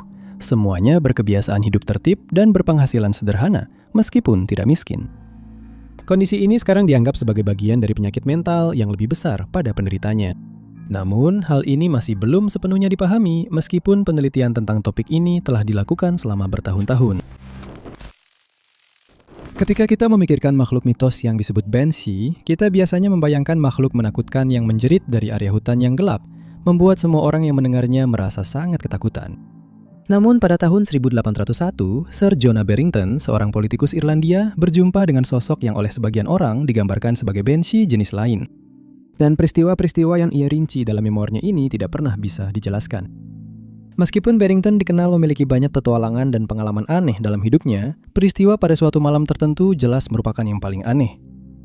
Suatu hari di tahun 1801, 29 tahun sebelum memoirnya diterbitkan, ia dan istrinya melakukan perjalanan ke Kastil de Dublin dari rumah mereka di Dunrend, County Wicklow. Dan di sana mereka bertemu dengan Baron Rossmore pertama, Robert Cunningham. Dia dikenal sering mengadakan pesta mewah di rumahnya di Mount Kennedy, dan pada kesempatan ini dia bersikeras agar keluarga Barrington hadir. Mereka setuju dan pergi ke rumahnya keesokan harinya, dan setelah makan malam yang lezat serta beberapa minuman, pasangan itu pergi tidur sekitar tengah malam. Mereka berhasil tidur selama sekitar 2 jam, tetapi kemudian Barrington terbangun oleh suara aneh yang awalnya dia kira sebagai musik lembut yang berasal dari sumber yang tidak diketahui. Dia menyadari bahwa suara itu tidak terdengar seperti alat musik atau suara manusia, dan suara itu awalnya hanya terdengar secara terputus-putus. Tiba-tiba detak jantungnya mulai meningkat, meskipun dia tidak bisa menjelaskan alasannya. Saat mencari sumbernya, suara itu tampak memudar hingga nyaris tak terdengar. Namun kemudian, seperti saat crescendo, suara itu menjadi semakin keras dan nadanya terdengar hampir seperti memohon. Tetap saja, dia tidak bisa mengetahui dari mana suara itu berasal dan dia memutuskan untuk membangunkan istrinya.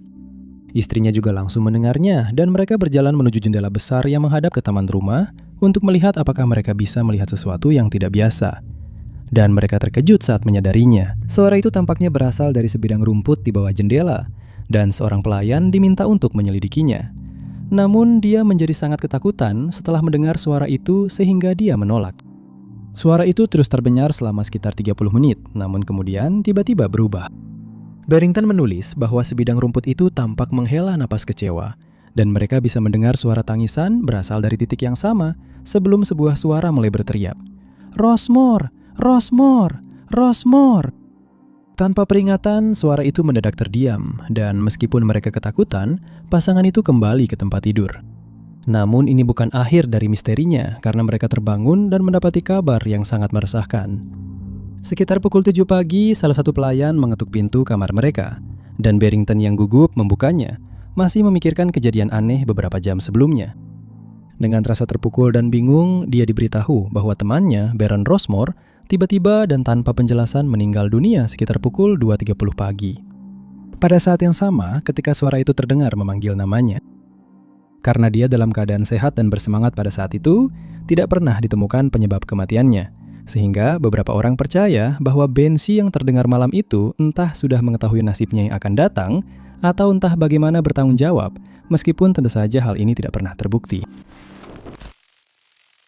Biasanya, ketika seseorang mengucapkan kutukan terhadap orang lain, itu karena dendam, balas dendam, atau sekadar niat jahat. Namun dalam kasus seorang pria bernama John Newton, dia membuat pernyataan serupa dalam upaya membuktikan dirinya tidak bersalah atas kejahatan yang tidak pernah dia lakukan. Newton berasal dari Wales di Inggris, dan pada tahun 1819, dia pergi ke sebuah kota bernama Montgomery untuk mulai bekerja sebagai pengelola pertanian bagi seorang janda dan putrinya yang tinggal di sebuah pertanian di daerah itu. Jabatan ini berarti dia akan bertanggung jawab atas pengelolaan umum pertanian, mengawasi para pekerja yang dipekerjakan di sana, sambil memastikan kebutuhan keuangan sang janda dan putrinya terpenuhi. Dia menjalani pekerjaan itu dengan antusias, dan menurut semua orang dia adalah pekerja yang sangat rajin. Dia menghabiskan hampir seluruh waktunya di pertanian, dan sangat jarang pergi ke kota. Yang berarti dia memiliki sangat sedikit waktu untuk berteman, meskipun dia juga tidak menunjukkan minat untuk melakukannya. Sesekali dia akan menghadiri pasar di daerah tersebut di mana dia membeli dan menjual hasil panen. Dan setiap hari Minggu dia bisa terlihat di gereja setempat. Tak lama kemudian, penduduk di daerah itu mulai penasaran dengan Newton, dan dua pria khususnya mulai merasa keberatan dengan kehadirannya di komunitas tersebut. Salah satu dari pria itu seharusnya mengambil alih pertanian jika janda tersebut tidak mampu menjadikannya sukses secara finansial. dan peluangnya telah pupus karena kerja keras dan kesuksesan finansial Newton.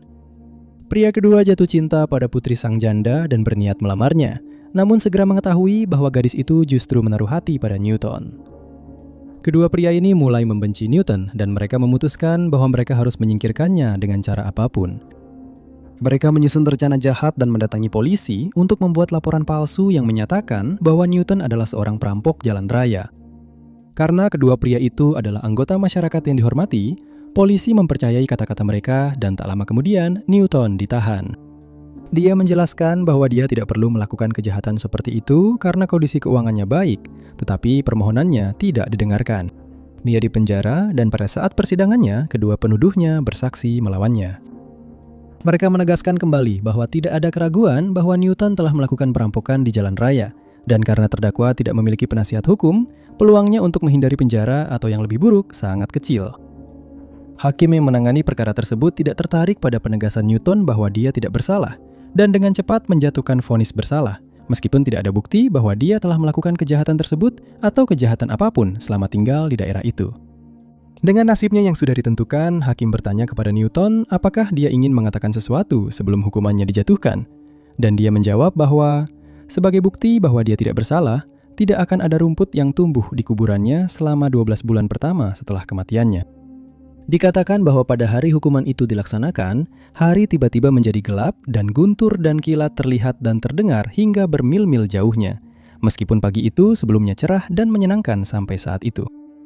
Beberapa orang percaya bahwa kiamat telah tiba, sementara yang lain teringat pada ramalan Newton dan menjadi yakin bahwa dia memang tidak bersalah, meskipun semuanya sudah terlambat. Dikatakan bahwa kehidupan dua penuduhnya memburuk sejak saat itu, karena yang satu menjadi pecandu alkohol, sementara yang lain merana karena penyebab yang tidak diketahui. Dicatat bahwa tidak ada rumput yang tumbuh di makam Newton selama 65 tahun, dan ketika akhirnya tumbuh, rumput itu membentuk pola salib. Beberapa teori telah dikemukakan dalam upaya untuk menjelaskan apa yang terjadi pada awak Kas 2, sebuah kapal katamaran sepanjang 39 kaki yang ditemukan terombang-ambing tanpa tujuan di dekat Great Barrier Reef lepas pantai Australia pada tahun 2007. Pemilik Kas 2 Des Batten telah membeli kapal tersebut di Perth dan pada tanggal 14 April tahun itu, ia berencana kembali ke sana bersama dua anggota kru, saudara Peter dan John Tunstall. Ketika hari itu akhirnya tiba, mereka berangkat dengan semangat tinggi dari pelabuhan Shoalhaven di Queensland. Namun, terpaksa kembali ketika peralatan GPS katamaran mulai bermasalah.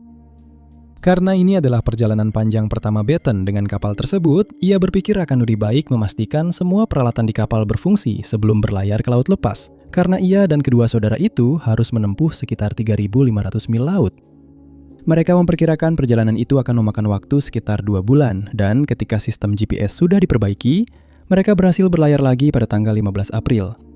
Selama 3 hari berikutnya, tidak ada seorang pun yang mendengar kabar dari Batten atau dua awak kapalnya. Dan pada tanggal 18 April, Kas 2 akhirnya terlihat oleh pesawat pengawas pantai sekitar 100 mil timur laut Townsville. Pilot tersebut mencatat bahwa kapal itu tampak hanyut tanpa tujuan, dan dia melaporkan penemuan itu kepada pihak berwenang. Manajemen darurat Queensland diberitahu dan Corey Benson dikirim untuk menyelidiki bersama kru. Dia adalah orang pertama yang naik ke kapal katamaran itu, dan apa yang dia temukan di atas kapal membuatnya bingung. Layar kapal itu telah robek dan mesinnya masih menyala serta dibiarkan hidup yang menurutnya aneh karena tidak ada siapapun di dek. Ketika dia turun ke bawah dek, dia menjadi semakin bingung karena tidak ada satupun awak kapal yang berada di atas kapal. Anehnya, seseorang telah meninggalkan secangkir kopi yang belum diminum di atas meja makan bersama dengan sebuah koran. Beberapa halaman koran ditemukan tergeletak di lantai. Di bangku terdekat, dia menemukan beberapa pakaian milik ketiga pria itu dan mencatat bahwa pakaian-pakaian tersebut telah dikumpulkan menjadi satu tumpukan sebelum ditinggalkan di tempat mereka ditemukan.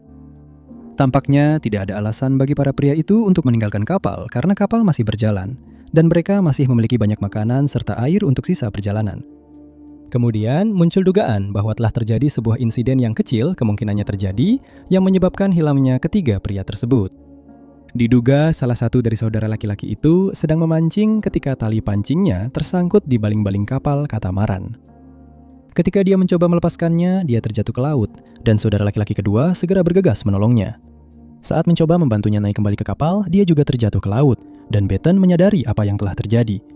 Dia mencoba menurunkan layar agar bisa kembali menolong krunya. Tetapi ketika angin tiba-tiba berubah, dia terkena boom dan dia juga akhirnya tercebur ke air. Tidak bisa kembali karena mesin Kas 2 masih menyala dan kapal itu kemungkinan sudah hanyut menjauh.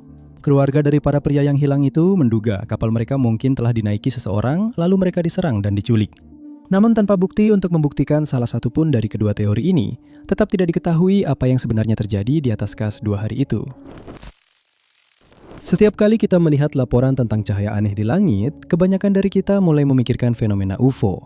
Karena sebagian besar laporan yang melibatkan cahaya seperti itu biasanya dimasukkan ke dalam ratusan ribu klaim bahwa sebuah pesawat luar angkasa terlihat oleh anggota masyarakat. Namun banyak misteri lain yang melibatkan penampakan cahaya yang tak bisa dijelaskan. Salah satunya adalah kasus cahaya alea. Ini adalah misteri yang sudah berusia berabad-abad dan pertama kali dilaporkan oleh para nelayan di Benggala Barat, India. Namun cahaya-cahaya ini masih kadang-kadang terlihat hingga hari ini dan belum pernah ditemukan penjelasan yang pasti. Di zaman modern, para nelayan yang banyak menghabiskan waktu di rawa dan paya di daerah tersebut telah melaporkan pertemuan dengan fenomena ini. Dan seiring waktu, penduduk di daerah-daerah ini mulai percaya bahwa cahaya-cahaya itu bertanggung jawab atas tragedi-tragedi yang terjadi di sana.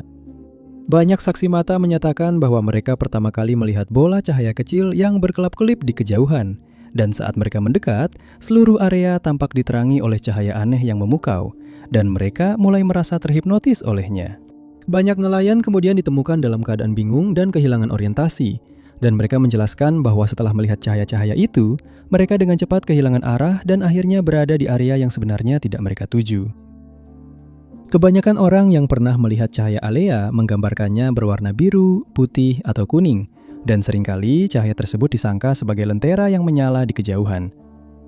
Anehnya, cahaya itu terlihat baik saat senja maupun larut malam, tetapi tidak pernah terlihat di siang hari. Meskipun kebanyakan terlihat di India, cahaya ini juga telah beberapa kali terlihat di Bangladesh, Inggris yang di sana dikenal sebagai Will o' the Wisp, Finlandia, Australia, serta Amerika Utara dan Selatan. Di Finlandia, diyakini bahwa ketika salah satu cahaya ini terlihat, itu menandai lokasi harta karun yang terkubur, meskipun tentu saja ini hanyalah legenda urban. Di Amerika, banyak orang percaya bahwa cahaya-cahaya itu adalah roh orang-orang yang kehilangan nyawa di daerah tersebut. Tetapi sebagian besar saksi mata tidak memiliki penjelasan atas apa yang mereka lihat. Meskipun semua teori ini semakin populer selama bertahun-tahun, terutama di internet, para ilmuwan juga telah mencoba mencari penjelasan yang masuk akal untuk penampakan tersebut. Dan mereka telah mengusulkan beberapa teori yang masuk akal, meskipun belum terbukti. Teori yang paling sering dikemukakan adalah bahwa cahaya-cahaya itu terbentuk karena adanya gas rawa atau metana, karena metana menghasilkan cahaya saat teroksidasi. Orang lain percaya bahwa nyala api tersebut tercipta oleh gas yang keluar dari bawah rawa, dan cahaya itu hanya terlihat saat cahaya redup berkat sifat nyala api yang hampir transparan. Lalu ada teori bahwa cahaya-cahaya itu merupakan hasil dari dekomposisi aerobik, yaitu ketika materi organik seperti tumbuhan rawa mulai membusuk. Tanaman-tanaman itu tenggelam ke dasar rawa, lalu tertutup tanah dan membusuk lebih cepat. Dalam beberapa kasus, hasilnya adalah campuran gas yang mengandung fosfor, yang bisa menjelaskan warna-warna yang telah dilaporkan, karena cahaya dihasilkan ketika metana bercampur dengan fosfor yang juga bisa terbakar secara spontan tanpa bantuan. Untuk saat ini, cahaya alea belum dapat dijelaskan secara pasti, dan penelitian lebih lanjut masih diperlukan sebelum kita benar-benar memahami apa yang menyebabkan fenomena tersebut. Istilah broken arrow digunakan oleh militer Amerika Serikat untuk menggambarkan kecelakaan yang melibatkan senjata nuklir, seperti peluncuran yang tidak disengaja. Atau salah satu senjata ini hilang atau dicuri, atau situasi di mana senjata tersebut rusak tanpa menimbulkan ancaman bagi siapapun. Oleh karena itu, ini bukanlah istilah yang ingin didengar oleh siapapun di militer. Namun pada tahun 1958 itulah yang benar-benar terjadi dalam sebuah insiden yang hingga hari ini masih belum terpecahkan. Pada tanggal 5 Februari tahun itu, sebuah pesawat pengebom B-52 diterbangkan oleh Kolonel Howard Richardson dan lepas landas dari pangkalan Angkatan Udara Homestead di Florida. Dia berperan sebagai pesawat musuh yang membawa bom nitrogen dalam salah satu latihan militer Angkatan Udara. Dia diperintahkan untuk terbang ke utara sampai mencapai pantai Savannah sebelum kembali. Pada saat itu, Perang Dingin sedang berlangsung dan Amerika Serikat yakin bahwa Uni Soviet akan melancarkan serangan pada suatu saat. Ketakutannya adalah mereka akan menggunakan senjata nuklir, sehingga latihan-latihan tersebut dirancang untuk mempersiapkan pilot Angkatan Udara Amerika Serikat menghadapi kejadian seperti itu. Richardson berperan sebagai pesawat musuh, sementara Letnan Clarence Stewart menerbangkan pesawat lain di area tersebut dan berperan sebagai pilot pencegat Amerika Serikat. Akhirnya dia berhasil menyusul Richardson, namun kemudian melakukan kesalahan yang langsung dia sesali.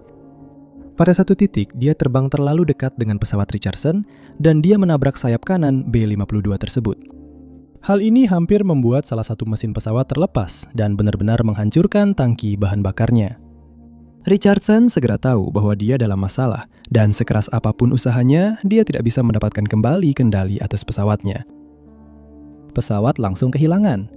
Ketinggian 18.000 kaki, dan setelah jatuh hingga 20.000 kaki, Richardson akhirnya berhasil mendapatkan kembali kendali. Sementara itu, Stewart telah melompat keluar dari pesawatnya dengan parasut dan meluncur turun ke tanah dengan selamat. Richardson tidak punya pilihan selain terus terbang karena dia membawa bom hidrogen asli yang 100 kali lebih kuat daripada yang digunakan dalam serangan di Hiroshima.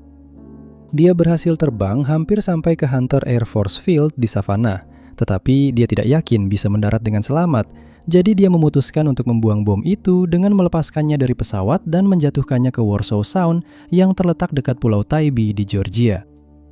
Karena airnya sangat dangkal di sebagian besar perairan itu, dia percaya bahwa bom itu akan ditemukan dan diambil kembali tanpa banyak kesulitan. Namun, dia kemudian mengetahui bahwa kenyataannya tidak seperti itu. Dia berhasil kembali ke pangkalan tanpa cedera dan pencarian segera dimulai. Angkatan Laut, penjaga pantai, dan Angkatan Udara menyisir area tempat Richardson membuang bom tersebut, tetapi bom itu tidak ditemukan dimanapun. Penyelam tidak menemukan tanda-tanda bom itu, bahkan dengan bantuan sonar, dan kabel penarik juga gagal menemukannya. Pencarian berlangsung selama sebulan penuh, tetapi secara tak terjelaskan perangkat itu tidak pernah ditemukan, dan hingga hari ini masih hilang. Sepanjang sejarah, para arkeolog telah menemukan bukti bahwa beberapa peradaban kuno entah bagaimana memperoleh pengetahuan tentang tata surya kita yang dianggap jauh melampaui pemahaman mereka. Beberapa orang percaya bahwa Stonehenge yang terletak di Salisbury Plain di Inggris adalah contoh yang baik dari hal ini, meskipun para ahli masih belum yakin apa tujuan dari struktur terkenal ini. Kebanyakan ahli percaya bahwa situs tersebut sebenarnya digunakan selama pemujaan leluhur, upacara pemakaman, atau ritual spiritual, namun tidak pernah ditemukan jawaban pasti. Hal yang sama juga berlaku pada situs misterius lain yang disebut Nabta Playa. Situs ini ditemukan oleh seorang arkeolog Amerika bernama Fred Wendorf saat pemerintah Mesir sedang merencanakan proyek bendungan di sepanjang Sungai Nil. Pembangunan bendungan tersebut akan menyebabkan banyak situs penting seperti Nabta Playa terendam dan hilang. Jadi UNESCO memutuskan untuk turun tangan. Mereka memberikan dana kepada pemerintah untuk memindahkan struktur-struktur penting ke lokasi baru. Dan saat semua orang fokus pada monumen-monumen ini, Wendorf mulai melakukan penggalian di tempat lain di Gurun Sahara. Dia dan pemandunya yang seorang Badui menemukan megalit-megalit yang membentuk Nabta Playa. Awalnya mereka tidak terlalu memikirkan struktur-struktur itu karena mereka mengira struktur tersebut terbentuk secara alami. Namun setelah diperiksa lebih dekat, mereka menyadari bahwa mereka telah menemukan sebuah temuan penting. Lingkaran batu aneh ini terletak di Gurun Nubia, sekitar 700 mil dari piramida besar. Diperkirakan berusia sekitar 7.000 tahun, yang berarti ini adalah salah satu lingkaran batu tertua dari jenisnya yang pernah ditemukan. Wendorf kemudian menyadari bahwa batu-batu itu tampak sejajar sempurna dengan bintang-bintang, dan dia memanggil seorang ahli arkeoastronomi. Dia menemukan bahwa beberapa batu akan sejajar dengan Arcturus, Sirius, dan Alpha Centauri pada zaman dahulu, dan yang lainnya tampaknya sejajar dengan bintang-bintang di rasi bintang Orion. Para ahli percaya bahwa tempat itu digunakan untuk memprediksi titik balik matahari musim panas dan musim dingin, dan bahwa tempat itu dibangun oleh suku pengembara yang pernah melintasi daerah tersebut pada suatu waktu. Beberapa ahli percaya bahwa Nabta Playa adalah upaya pertama yang pernah dilakukan manusia untuk memprediksi titik balik matahari dan musim monsun. Penggalian lebih lanjut di situs tersebut mengungkapkan bahwa kambing dan ternak lainnya telah dikuburkan di sana, dan para arkeolog juga menemukan sebuah batu besar yang dipahat menjadi bentuk seekor sapi. Oleh karena itu, beberapa ahli percaya bahwa para pengembara yang membangun Nabta Playa menganggap sapi sebagai hewan suci dan bahkan mungkin menyembahnya. Selama ribuan tahun, orang-orang mungkin telah tinggal di daerah ini sampai gurun mulai mengering, dan mereka terpaksa pindah, meninggalkan monumen aneh ini untuk ditemukan kembali di kemudian hari. Pada awalnya, mereka mungkin mencoba tetap tinggal di lokasi tersebut dengan membangun sistem irigasi yang memanfaatkan air yang tersedia semaksimal mungkin. Namun seiring waktu, daerah tersebut akan menjadi kering dan tidak layak huni, memaksa mereka untuk mencari tempat tinggal baru. Situs tersebut tercatat sebagai situs pertama tempat tanda-tanda sorghum pernah ditemukan. Biji tanaman itu ditemukan di antara sisa-sisa gubuk kuno dan diyakini bahwa biji-biji ini secara bertahap diperdagangkan kepada para pelancong yang kemudian memperkenalkannya ke India.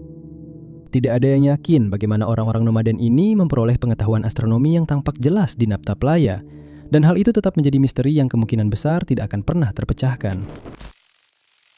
Selama revolusi yang terjadi di Rusia pada tahun 1917, Alexander Kerensky berhasil merebut kekuasaan dari Tsar Nikolai II, kaisar dan tsar terakhir Rusia dari keluarga Romanov yang terkenal. Segera setelah hal ini dilakukan, Kerensky memerintahkan agar Tsar, istrinya, dan anak-anak mereka ditahan di Istana Alexander. Namun sebelumnya ia sempat mencoba mengirim mereka ke Inggris, di mana Raja George V menolak untuk menerima mereka masuk ke negara tersebut. Kerensky tidak punya pilihan lain selain mengirim mereka ke tempat lain, dan ia memutuskan untuk mengirim mereka ke Tobolsk. Namun ia memastikan bahwa Tsar dan keluarganya akan dirawat dengan baik karena ia mengizinkan mereka mengisi satu kereta penuh dengan barang-barang mereka sebelum diasingkan. Bersama dengan pakaian, makanan, dan perlengkapan lainnya, keluarga itu juga mengemas 3 toples kristal yang penuh dengan permata dan barang berharga lain yang mereka sembunyikan dari pandangan orang-orang yang usil. Konon, toples-toples itu diisi dengan perhiasan yang berisi berlian, batu permata, dan emas yang nilainya akan sangat besar bahkan menurut standar saat ini. Setibanya di Bors, keluarga itu diizinkan tinggal di istana gubernur dan mereka menghabiskan sebagian besar waktu bersama para biarawan dan biarawati. Namun tak lama kemudian, Revolusi Oktober dimulai dan keluarga itu terpaksa pindah di mana hidup mereka menjadi jauh lebih sulit. Kontingen awal yang dikirim ke Yekaterinburg mengirimkan pesan kepada Tsar dan keluarganya, memperingatkan mereka bahwa mereka akan menghadapi kondisi yang jauh lebih berat daripada yang biasa mereka alami bahkan di Tobolsk. Oleh karena itu, mereka memutuskan untuk menyembunyikan barang-barang berharga mereka, dan toples-toples itu diserahkan kepada para biarawati dan biarawan yang telah menjadi teman keluarga tersebut. Keluarga Romanov kemudian melakukan perjalanan ke Yekaterinburg, di mana mereka mengalami akhir yang tragis. Sementara itu, seorang biarawan telah mengubur 3 toples yang dititipkan kepadanya dan para biarawati. Tetapi tak lama kemudian, kaum Bolshevik entah bagaimana mengetahui tentang harta itu, dan mereka mengirim orang-orang ke Tobolsk. Di sana, biarawan yang dimaksud berhasil diidentifikasi dan dipaksa untuk mengungkapkan lokasi harta tersebut. Tetapi ia berhasil meyakinkan mereka bahwa hanya 1 toples yang telah dikubur di bawah pengawasannya. Toples itu digali dan disita, sementara 2 toples lainnya tetap berada di dalam tanah. Hingga hari ini, sisa harta tersebut dianggap sebagai harta karun utama dalam dunia pencarian harta, dan banyak orang telah mencoba menemukan 2 toples yang tersisa, namun tidak ada yang berhasil. Namun, ini bukanlah seluruh harta Tsar yang hilang. Ketika Soviet mulai kehabisan uang, mereka mulai menjual barang-barang berharga yang dikumpulkan dari istana dan gereja kepada para kolektor barat.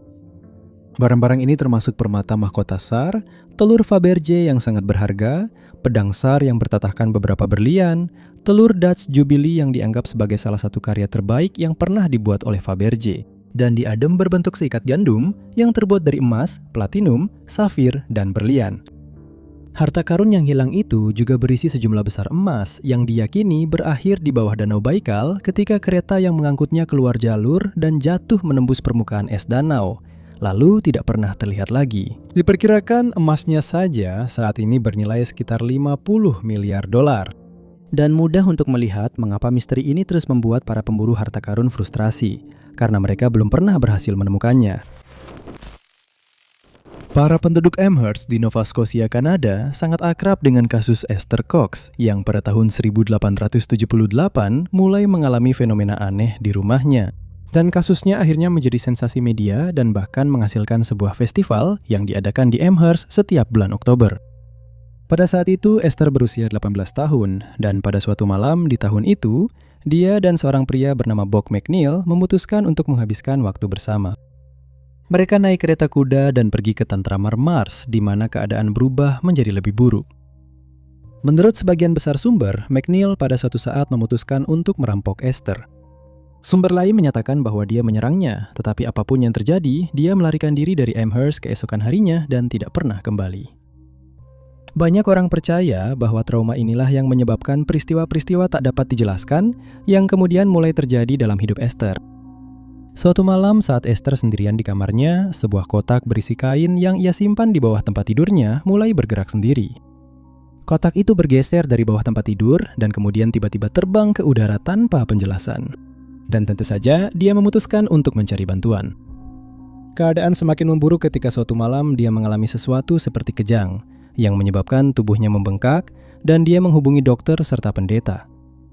Mereka semua kemudian melaporkan bahwa mereka telah melihat beberapa kejadian yang sangat aneh yang tidak bisa mereka jelaskan. Piring-piring akan terbang di sekitar dapur dengan sendirinya. Bantal-bantal di tempat tidur Esther akan bergerak-gerak, dan mereka bisa mendengar suara ketukan yang berasal dari atap, ruang bawah tanah, dan seolah-olah dari dalam dinding rumah. Ketika kejadian-kejadian ini diberitakan di surat kabar lokal, penduduk daerah tersebut mulai berbondong-bondong datang ke rumah Esther dengan harapan bisa melihat langsung fenomena-fenomena ini. Seorang aktor bernama Walter Hubble mendengar tentang kejadian-kejadian itu dan dia memutuskan untuk menyelidikinya. Dia percaya bahwa semua itu tidak lebih dari tipuan yang dilakukan Esther kepada penduduk kota, dan dia bertekad untuk membuktikan bahwa Esther hanyalah seorang penipu.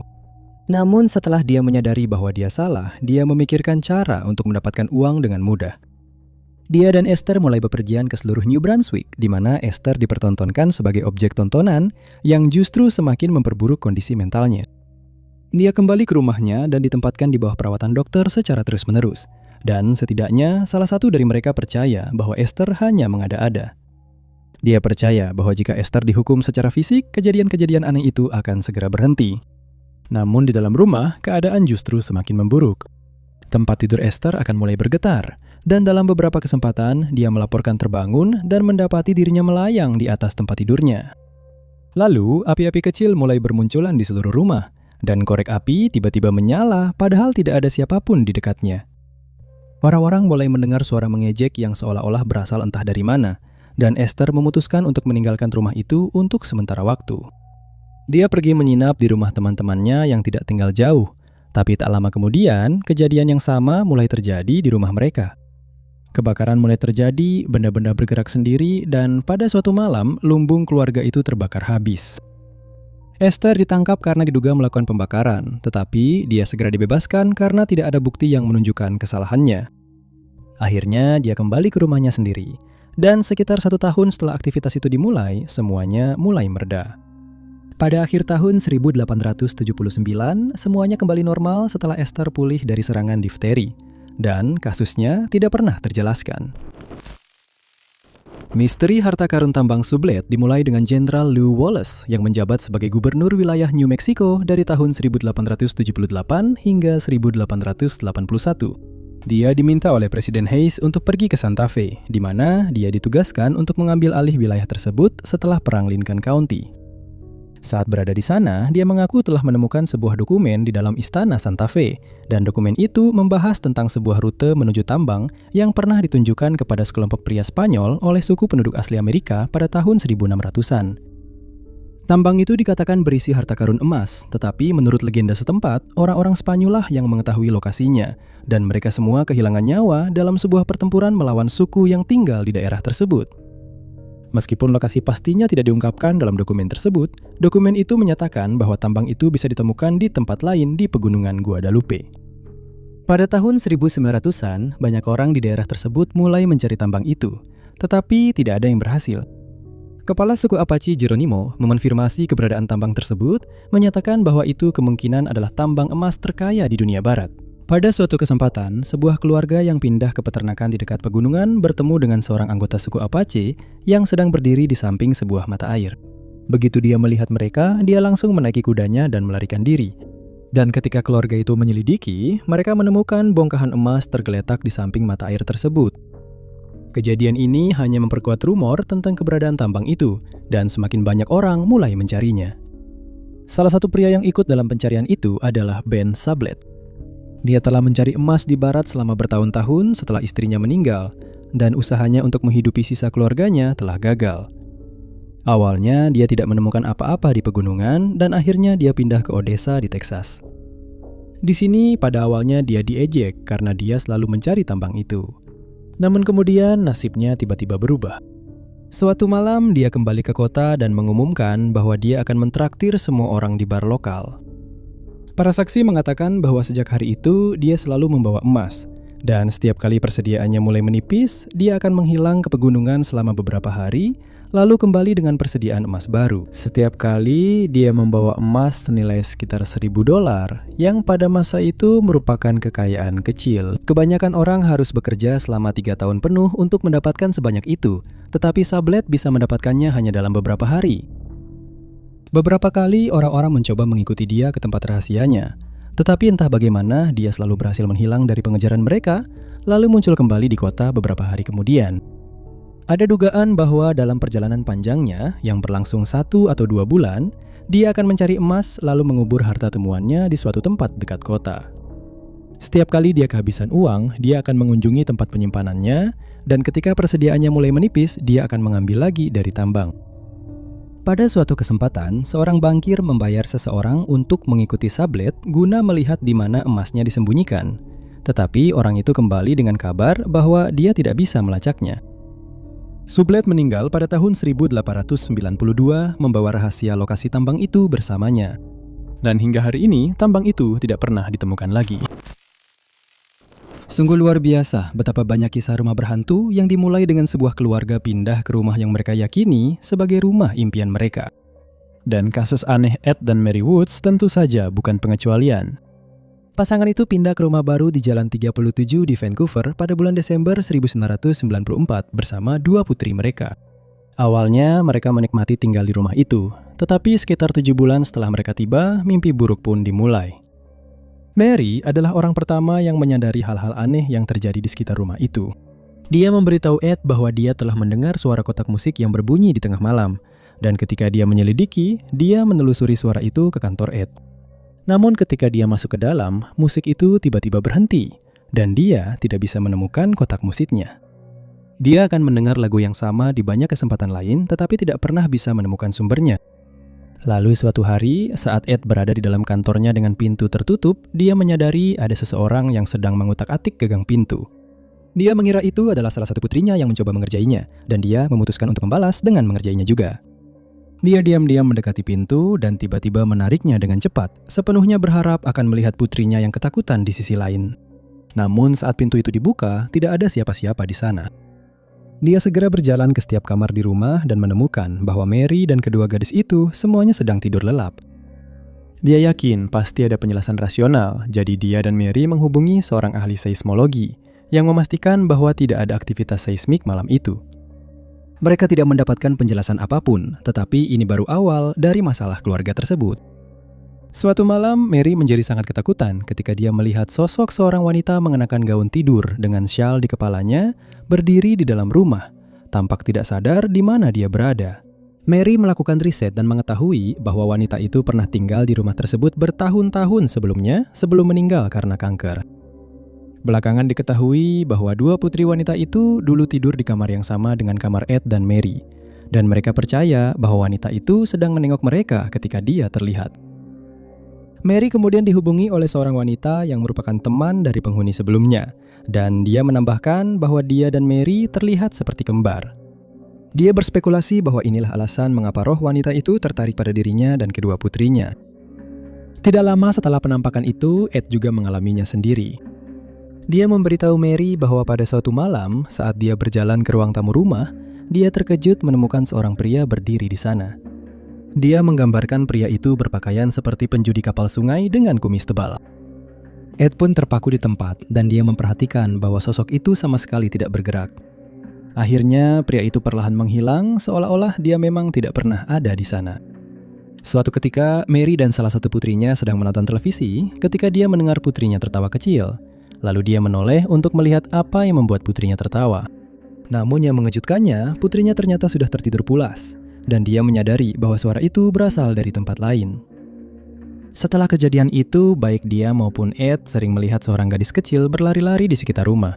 Dan mereka mengatakan bahwa gadis kecil itu akan mulai tertawa kecil setiap kali dia terlihat. Salah satu kejadian menakutkan yang sering terjadi pada keluarga itu adalah setiap kali salah satu dari mereka sedang mandi. Tangan tak terlihat akan menyentuh mereka atau mencoba memeluk mereka. Dan hal ini juga pernah terjadi pada putranya saat ia berkunjung. Kejadian-kejadian ini diikuti dengan perabotan yang bergerak sendiri dan benda-benda yang melayang di udara tanpa penjelasan. Seorang ahli paranormal menyelidiki properti tersebut dan menyimpulkan bahwa tidak ada penjelasan alami untuk kejadian-kejadian ini. Dan kejadian-kejadian tersebut belum pernah dijelaskan. Dalam hal menempa pedang, setiap pandai besi yang kompeten akan mengonfirmasi bahwa semakin tinggi kandungan karbon pada baja yang digunakan, semakin kuat senjata tersebut setelah melalui proses pendinginan cepat. Di zaman modern, jenis baja seperti ini sudah umum dan sebagian besar pedang berkualitas tinggi terbuat dari bahan dengan kandungan karbon tinggi. Namun pada masa ketika bangsa Viking menjelajahi dunia, baja karbon sangat sulit, bahkan hampir mustahil untuk didapatkan, yang membuat misteri pedang Ulfberht menjadi sangat membingungkan. Puluhan pedang ini telah ditemukan oleh para arkeolog di Eropa selama bertahun-tahun, namun para ahli masih belum menemukan jawaban tentang bagaimana pedang-pedang tersebut dibuat. Baja yang digunakan untuk menempa bilah pedang ini memiliki kualitas yang sangat baik, yang seharusnya tidak mungkin ada pada masa itu. Setiap senjata tersebut diberi tanda merek Ulfberht beserta 2 salib. Dan meskipun banyak tiruan telah dibuat, seorang ahli sejati dapat dengan mudah membedakan antara yang asli dan yang palsu. Untuk beberapa waktu, diyakini bahwa senjata-senjata tersebut ditempa di suatu tempat di Asia atau Timur Tengah. Tetapi komposisi baja menunjukkan bahwa baja tersebut justru berasal dari suatu tempat di Eropa Tengah. Pedang-pedang tersebut diperkirakan berasal dari sekitar tahun 800 hingga 1000 Masehi, pada waktu yang hampir bersamaan dengan produksi baja Damaskus di Timur Tengah. Meskipun kedua jenis baja ini sama-sama memiliki kandungan karbon yang tinggi, diyakini bahwa para pembuatnya masing-masing tidak pernah saling bertukar pengetahuan atau bahkan bertemu. Jika dibandingkan dengan pedang-pedang lain yang dibuat pada masa itu, pedang Ulfberht memiliki kandungan karbon sekitar 3 kali lebih tinggi dari rata-rata. Pedang-pedang itu juga jauh lebih ringan dibandingkan pedang biasa pada masa itu, dan akan memberikan keunggulan bagi siapapun dalam pertempuran, asalkan mereka terlatih untuk menggunakannya dengan benar. Selain itu, tidak adanya terak atau kotoran pada pedang Ulfberht membuat para sejarawan kebingungan. Selama beberapa waktu, diyakini bahwa proses yang diperlukan untuk menghilangkan terak dari baja baru muncul pada masa revolusi industri. Namun entah bagaimana, bangsa Viking berhasil menguasai keterampilan ini berabad-abad lebih awal. Pada suatu waktu, seorang ahli pembuat pedang bernama Richard Führer memutuskan untuk menempa salah satu pedang ini dengan mesin dan teknik modern. Dan ia kemudian menyatakan bahwa itu adalah pedang paling rumit yang pernah ia buat. Sejak saat itu, muncul dugaan bahwa para pandai besi Viking juga merupakan ahli alkimia. Karena entah bagaimana, mereka berhasil memasukkan material karbon tinggi ke dalam baja yang digunakan untuk membuat pedang-pedang ini. Sesuatu yang seharusnya mustahil pada masa itu, karena tungku yang digunakan diperkirakan dipanaskan hingga setidaknya 3000 derajat Fahrenheit. Setelah material tersebut ditempa hingga menyatu pada tingkat molekuler, terbentuklah nanotube karbida yang membuat pedang-pedang ini lebih kuat daripada pedang lain pada masa itu berkat karbon yang telah dimasukkan. Sekarang sudah pasti bahwa baja yang digunakan untuk membuat pedang Ulfberht tidak berasal dari timur, karena telah ditemukan mengandung mangan dan karena pelindungnya terbuat dari besi yang mengandung arsenik. Dan diyakini bahwa baja tersebut berasal dari tempat lain di Eropa. Telah diduga bahwa bengkel-bengkel pandai besi ini terletak di wilayah Taunus, Jerman. Dan diketahui bahwa para biarawan yang tinggal di daerah itu pada saat itu juga memproduksi bilah pedang. Tetapi catatan mereka tidak pernah menyebutkan pedang Ulfberht. Dan misteri tentang bagaimana pedang itu dibuat masih belum terpecahkan. Saat ini, kita tidak terlalu memikirkan bola lampu sampai kita perlu menggantinya. Dan bola lampu adalah barang yang umum dalam kehidupan sehari-hari kita. Namun, 2000 tahun yang lalu, penemuan seperti itu bahkan belum pernah terpikirkan oleh siapapun. Atau setidaknya itulah yang diyakini sampai ditemukannya mural Dendera. Kompleks Dendera terletak sekitar 40 mil dari Luxor di Mesir, dan masih menjadi salah satu situs tempat suci Mesir kuno yang paling terawat yang pernah ditemukan. Kuilnya dibangun pada masa Ptolemaik dan Romawi untuk menghormati Hathor, dewi kesuburan, keibuan, kegembiraan, musik, dan kecantikan. Di bawah kuil ini, para arkeolog telah menemukan 3 relief batu. Salah satunya berisi gambar sesuatu yang belum pernah bisa dijelaskan oleh siapapun hingga sekarang. Gambar tersebut sangat mirip dengan bola lampu modern, atau setidaknya versi awalnya, yang membuat para sejarawan kebingungan. Di dalam bola lampu itu terdapat gambar seekor ular yang mengarah ke bunga teratai yang terletak di tempat di mana soket bola lampu modern biasanya berada. Gambar itu juga menampilkan kawat kecil tempat dewa udara terlihat sedang berlutut. Figur ular tersebut terhubung dengan pilar jet berlengan dua yang terletak di samping bola lampu, dan mural itu juga menampilkan gambar seekor babun yang memegang dua bilah pedang. Beberapa ahli percaya bahwa ular-ular tersebut mewakili filamen bola lampu, dan bahwa pilar itu berfungsi sebagai isolatornya. Sedangkan untuk babun, diyakini bahwa perannya sama seperti tanda peringatan zaman sekarang, memberitahu siapapun yang melihat mural tersebut bahwa mereka bisa terluka parah, atau bahkan lebih buruk jika mereka menyentuh atau mengoperasikan alat itu secara sembarangan. Selain itu, diyakini bahwa mural ini tidak hanya dibuat di dalam kuil, tetapi juga ada pengaturan khusus yang dilakukan sebelum mural ini dipahat. Sisa bangunan terbuat dari batu pasir, tetapi sebuah blok besar batu kapur secara khusus dipasang sebelum mural itu dipahat di atasnya, sehingga para arkeolog dan ahli percaya bahwa bola lampu tersebut memiliki makna religius tertentu. Pada pilar jet yang digunakan untuk melambangkan kestabilan, ketahanan, dan kebangkitan dewa Osiris, para peneliti menemukan prasasti yang berarti ketahanan dan kestabilan. Sementara makna kata-kata ini sudah diketahui, asal-usul kolom tersebut masih menjadi misteri. Meskipun spekulasi bahwa orang Mesir kuno menggunakan bola lampu ribuan tahun yang lalu tampaknya tidak mungkin, banyak ahli telah menyarankan bahwa para pendeta mereka dulu melakukan ritual tertentu di mana mereka mampu menghasilkan cahaya. Banyak sejarawan percaya bahwa mural tersebut sebenarnya tidak dimaksudkan untuk menggambarkan bola lampu, namun yang lain merasa kemiripannya terlalu akurat untuk dianggap kebetulan.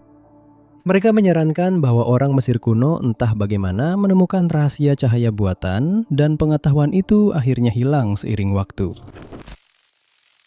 Kehidupan seorang penjaga mercusuar pada awal 1900-an sangat berbeda dengan sekarang, terutama ketika mercusuar tersebut terletak di lepas pantai, seperti mercusuar Eilean Mor yang berada di Kepulauan Flennan di Skotlandia. Pada masa itu mercusuar dijaga oleh 3 orang penjaga sekaligus. Mereka akan pergi ke pulau itu secara bergiliran dan tinggal di sana selama 6 minggu sebelum digantikan. Lalu mereka akan menikmati libur 2 minggu sebelum kembali untuk giliran panjang berikutnya.